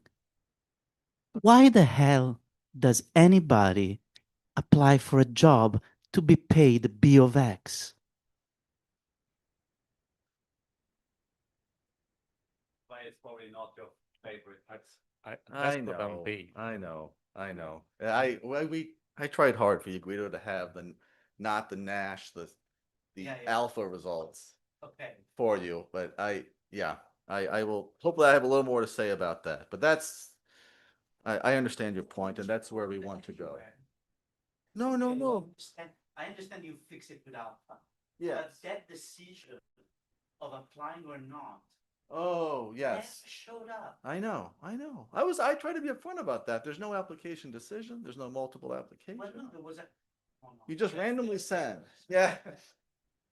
I love their paper too. I just got to get through mine. Okay. All right. As I said, so the Q length and the outside options will solve three conditions with which you're familiar. So they're the free entry. So the expected, that should be pi, I'm sorry. The expected payoff is just equated to the cost of recruiting and interviewing, filling the job. And we can compute these. We have the objects, the left-hand side, and it's the probability that you fill the job with some type X and then multiply by the expected value of that job given that type. And then on the right side, that's the cost of recruiting and or filling the job more generally. Chi is the usual cost, the per unit time of recruiting. And then on the far right, that's the expected cost of interviewing. So total cost in the numerator divided by vacancies. That's free entry.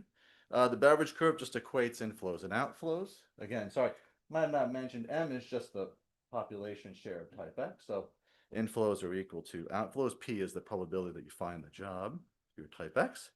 And then, of course, the worker Bellman, which I flashed before. Okay, that's that. Okay, now let me say a brief word about hidden types, so the imperfect information. Yes, please. Would it be hard to add? So your everything gets revealed by the time somebody is hired, but there are several things in the data that tells us that's not the case. Yes, you I know, know. separations really are high early on and then fall down. Yes. Okay. It would be easy enough to leave an element of residual uncertainty. So yeah, let me just ask what you have in mind by that. So do you mean That for I instance, don't for this observe- application, I don't learn who you are sufficiently, or that there's Correct. just some. I don't get the full epsilon. I get a signal about the epsilon. There's another epsilon after you. Yes. No. think So you could do it. I thought as long as I can characterize the distribution of that present value payoff, so I can solve the interviewing problem. I think you can. It would be easy. It would just factor into, I suppose, in some complicated way, perhaps in the Weitzman, in the Gittins Yes, index, I think right? so I think for the same reason, we could also allow just there to be idiosyncratic shocks, even if you kind of know the person, you could allow for that, as long as I can characterize that distribution. I believe that's right. Yes. And it would just be a truncated distribution where the firing point. Yes. Yeah, so you have to take into account in that case, the separation policy late. Yes, we would like to do that. The exogenous separations is, unsatisfactory. Okay, let me talk a little bit about, just one slide on imperfect information. So I'm going to do this with an eye toward the quantitative application. So just imagine now we have the two attributes, race and criminal history.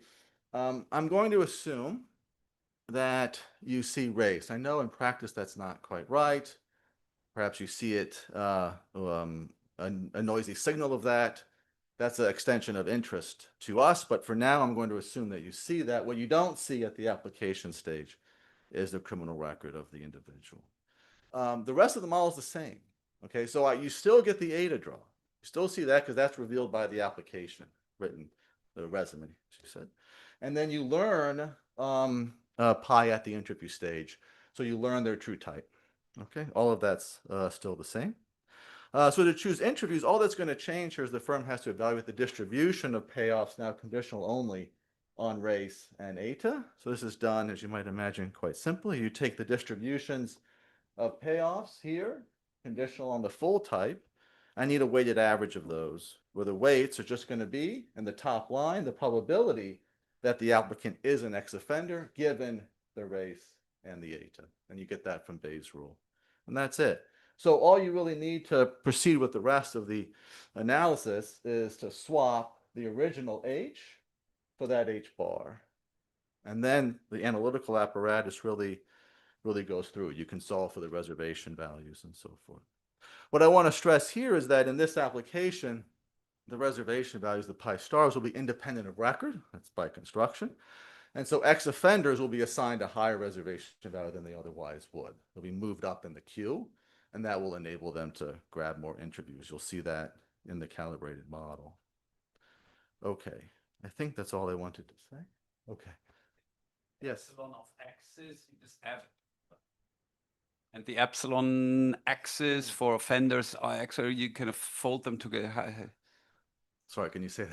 So the epsilons are indexed by X, the distribution. The distribution can depend on type, yeah. All right. Does it depend on criminal record? Very good point. So in general, yes, we can do it that way. Here, for this application, we have not in part, here we have not, but in general, we can. Yes. Because that looked very easy. Yes. And I'm not sure it would look so easy if the epsilon. No, that's fine. What's X here? Race? X is, again, Race. X is always race and record. You just see part of X in this application. Yes. Yes, let me clarify. Sorry, Philip. We can do it that way. You'll see when I do the calibration, we have to make some restrictions on how we let eta and epsilon vary with type. So we can do it this way, and then we have to restrict more the distribution of eta. I'll get to that. But yes, we can do it that way. Yes. This would look more complicated. You're folding together the things. Would that be more complicated? Okay. The stages to get all of this to work, the machinery would be more complicated, what you just showed. Is that correct or not? Well, you'd have to, that's right. It'll feed into how you compute the reservation values. That is true. Yes, I should be more explicit about that. But isn't this a special case? So epsilon, the f of epsilon depends on x is the component. Now, independent of the one or two components, it only depends on the second one. Yeah, wait. So then epsilon depends on criminal record, not on race. So there would be. I'm sorry, could you repeat? So the f of epsilon depends on two x's to x. Yes, right? correct. And so you could make the distribution independent of the second coordinate of x. Yes. Which is what you do. We do that for one calibrated model. Okay. That's right. Right. So that's only right. the ones you don't observe. Like the criminal record. No, yeah. Oh, the other one. That's the point. So is your match specific productivity depends on race? Your match specific the productivity. epsilon. Yeah. Like I said, we've done it both ways. Okay. We've done it both ways. I didn't mean to confuse you. I'm sorry. I'm sorry. So this should work more generally for any kind of statistical discrimination, right? Yes, if it's not record, it's some other attribute. Is that what you mean? Yes, absolutely. I mean, yes. Yes. Not on employment duration, though. Not. No, because employment duration is endogenous, so it does depend on employment. Yes, that's. So a there good would be more point. like you're more likely to be a criminal if you're unemployed. That's what I was talking about. That's a good point. Thank you. Okay, I have 11. Okay, let me just tell you a little bit about the application or illustration. I choose my words carefully here. It's an illustration. I want to give you a sense of some basic patterns and themes that come through when you do a policy like ban the box. I'm not going to argue strongly for any particular point predictions of the model. I just want to convey some economic lessons that we believe are pretty robust. And okay, so what's the roadmap for the next 10 minutes is I'm going to study this policy. Again, we see it as perhaps a reasonably suitable test of the model. It's centered around the interview decision. It has this imperfect information component. It seems quite suitable. The way we're going to model it is it's an unforeseen permanent policy that again partially hides your type. We will calibrate first to the pre-ban environment, then turn on the ban, and I'll show you the dynamic responses of the labor market to the ban. Okay. There are three buckets of parameters. The first we set outside the model. The next two we'll try to calibrate to the extent we can internally. Let me just briefly go through some of these. These are the separation rates. This is for young men, okay? Not in school at any point during their time in the CPS sample. And this is for, just white and black. We're going to defer to some other studies that have found relatively little difference, albeit in kind of specialized populations, between separation rates between ex and non-offenders. So they don't find a whole lot. We're going to therefore just set these deltas equal within race. But I think that's what Guido raised now becomes very important. Okay. Because if the deltas are the same as an equilibrium outcome and these are endogenous separations, the selection of people with different types would be very different. Yes. To make sure that the deltas are the same. So yes. yeah. Okay. I would just emphasize though that I suppose whatever you want to do, it is well known that say black men have much higher separation rates. So you kind of have to match that. Yeah, Cynthia, please.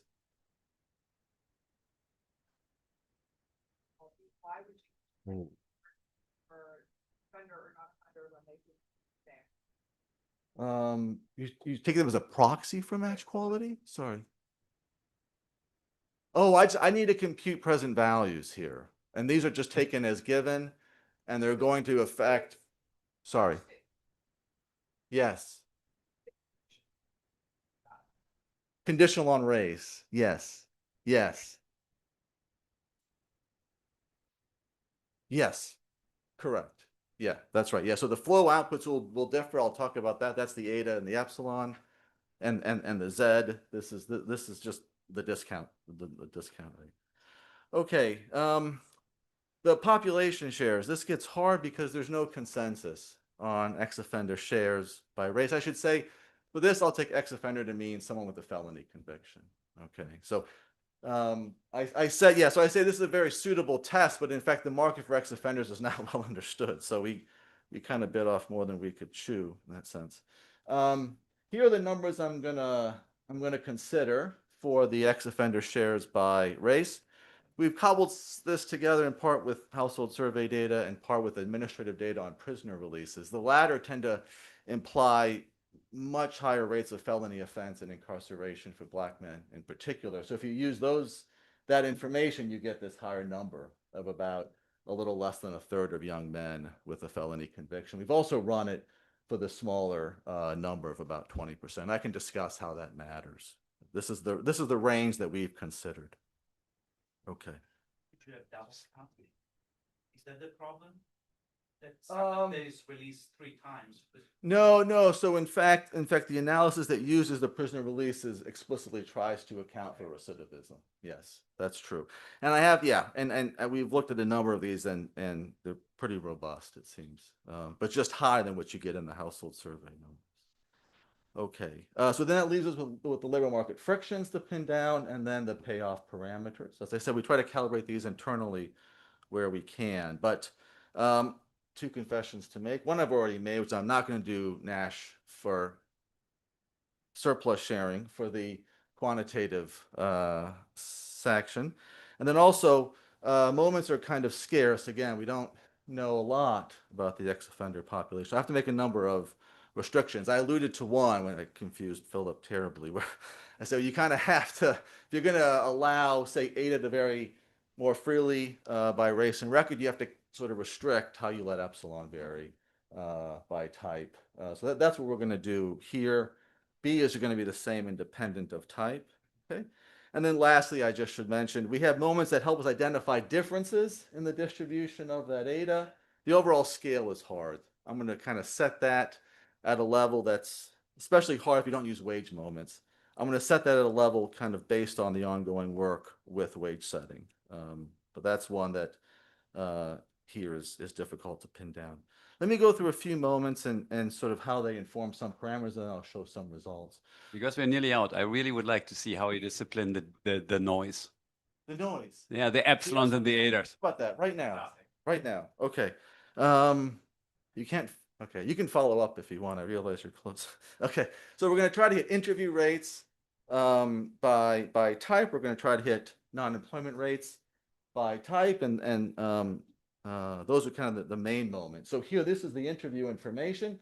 The mapping here from moment to parameter, I think, is pretty intuitive. For instance, as we talked about, the epsilon is the motive to do the interview. If that's if that has a very high variance, you want to do more interviews. So that helps us pin down the overall probability of the interview.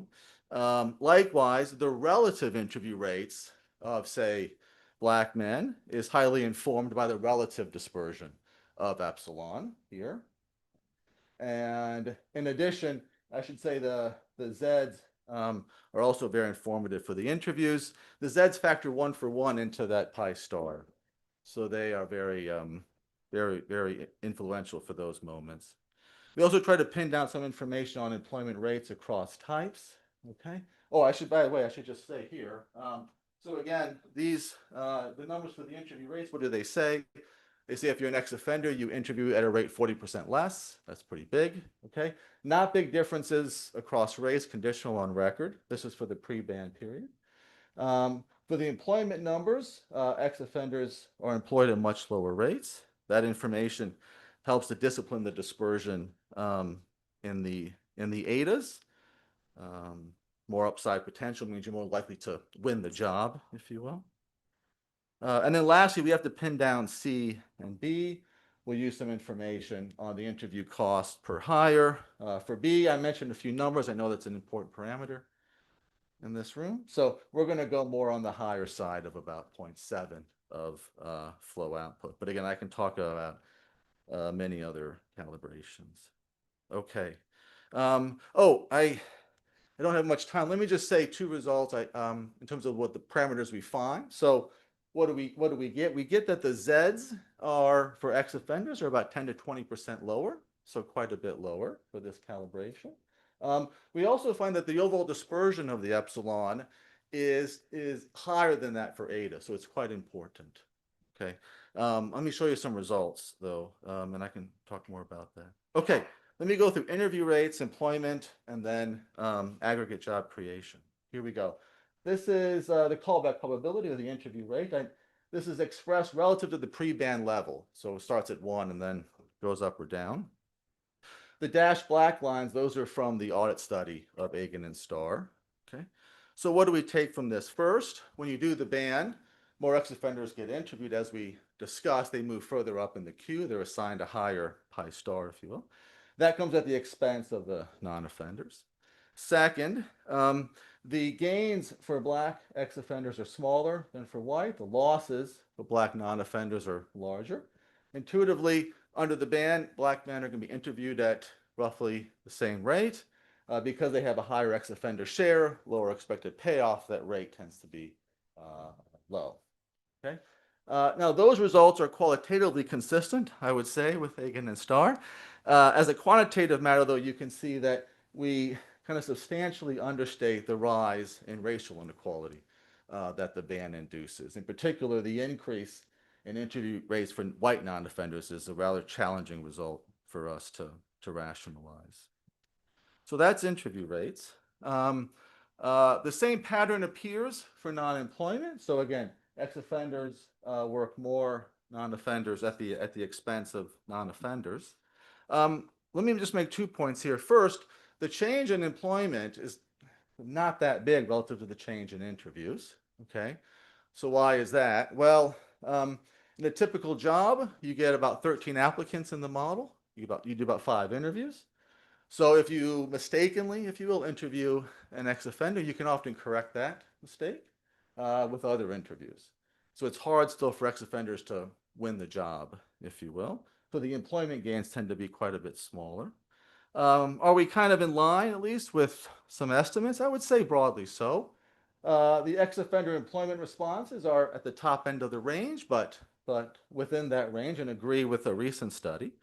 The overall impact on Black employment, however, when you kind of net these, is quite small. That's at odds with some first generation papers, if you will, on Ban the Box, but it very much agrees with some recent reassessments in that literature. And then lastly, okay, this is 18 seconds. Okay, left is job creation, right is the intensive margin interviews per vacancy. These responses are intertwined. I want to stress that. So here's what happens. You put the ban in, you want to interview more to learn, so the cost of interviewing goes up, okay? That's the right side. That also drives down the incentive to enter, so vacancies collapse on impact, okay? Now, over time, what happens is you saw that more ex-offenders find jobs, right? That means that more non-offenders end up in the search pool. The pool improves. You have less incentive to interview and more incentive